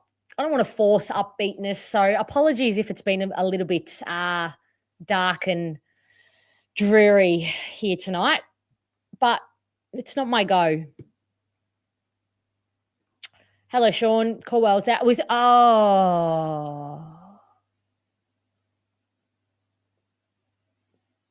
What? His calf? Is it? Another syndesmosis for him. I'm telling you, there's a mind-body connection. I can't right now. Maybe tomorrow. If the VFL get up and have a lovely win, I'll feel better tomorrow. Jesus questions. I have so many questions for you. When are we going to win and be good again? We haven't lost with Ridley in the sides. Don't win next week. Ooh, okay. I can get up and about for that. I can lift for that. I'm a little bit nervous about bringing Ridley straight back. I know it might be managed minutes, but what if we brought him back tonight and then had 0 on the bench like we did, because Caldwell was essentially a 0. He was playing very hurt with a syndesmosis injury. So shout out, respect for that. But what if we did that? Then we couldn't manage him, and then we'd be really down to -1 rotation on the bench. Yeah. You hear that Scott Pendlebury has a basketball background. I never heard that. Is that true? I think I need to be told a lot more about that, because it sounds fascinating to me. Lucky we can't get relegated like EPL. Yes, I've learnt that off Ted Lasso, that clubs get relegated and then they come back in. Interesting concept.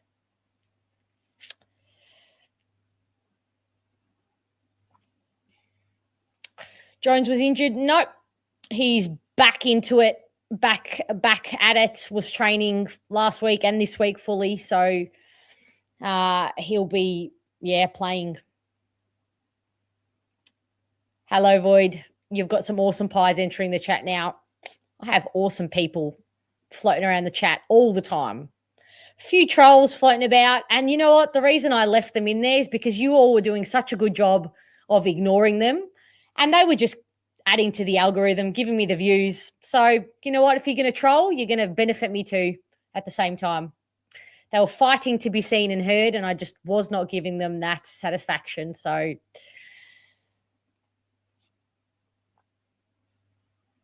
Sammy and Atush going for it. Richard, I'm going to go to the Epworth and visit half our team. Pick me up on the way. I'll bring some cake. You pick up some flowers, and we'll lift the mood. You need to speak to the solution if you want to be uplifted. Really? He's not the first phone call I make. He's in the dark place as well. Jacob thought Pendles had a soccer background, the things you learn. I know. We're getting educated on the fan cams.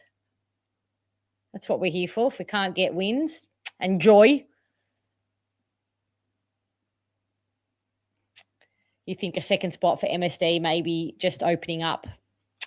Yeah, it was interesting chatting to Dylan today about that, and just if there are any disadvantages of actually doing that and going that route, because I think we could if we wanted to, but I think the list management team will be, putting all the calculations in and all the,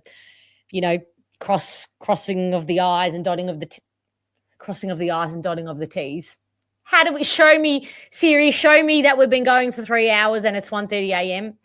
You know, I mean, dotting the I's and crossing the T's. And you think they'd be considering all the options.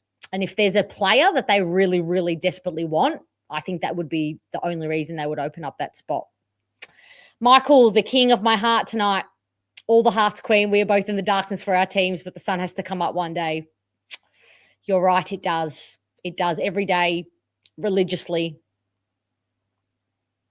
Who is this Sam Pendlebury? Apparently, very good footballer, breaking some kind of record. I could be wrong. Heard her through the grapevine. Definitely not something that's infiltrated my feed this week. But also, in a way, you know, and in a way, you would think that it would have diluted the Essendon media feed, but it just did not. It was just in addition to all the negativity. We're going to go to war with the media again this week. I mean, we deserve it, don't get me wrong, but isn't there a point where you're just kicking people when they're down? We know we deserve it. We know we're shit. We are very self-aware. There's not much that can hurt us, although I say that, and yet I'm sitting here in pain. But it's not so shocked pain, right? I'm not shocked that I'm in pain.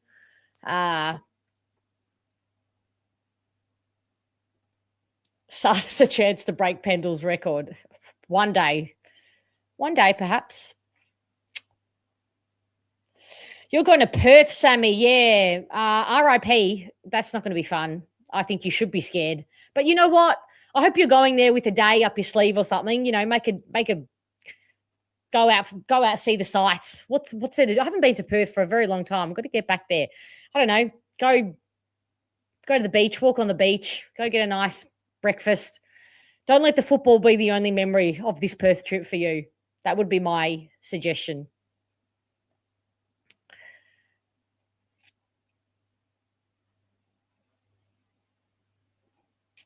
Stream is nudging post-Port and North game proportions. Not quite. The Anzac Day one was almost 4 hours. Not that I don't have any aims that I go for. I just go until I'm done, until you're done. She never gets injured. No soft tissues with Fiona. Yeah, I did do fan cams last year with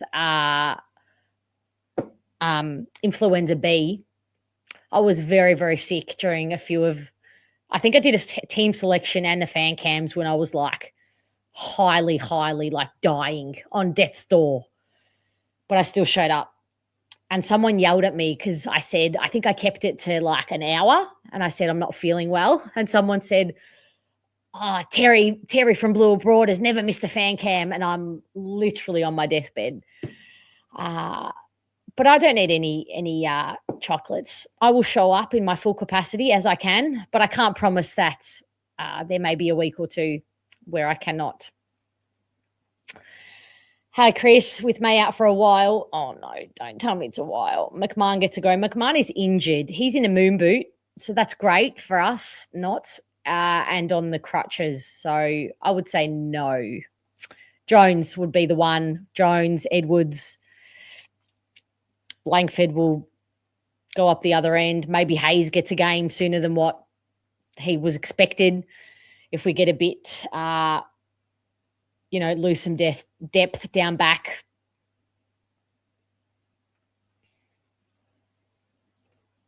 I went to Perth for the Hurdy Sheeds last game. Didn't think I was going to make it out alive in that last quarter. Was that a win?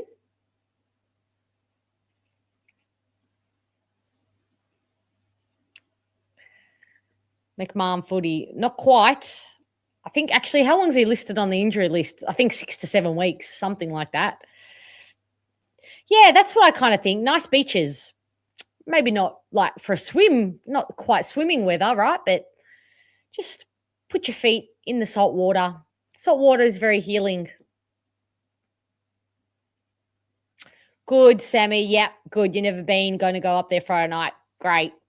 Do some cool shit. Jam-pack those memories.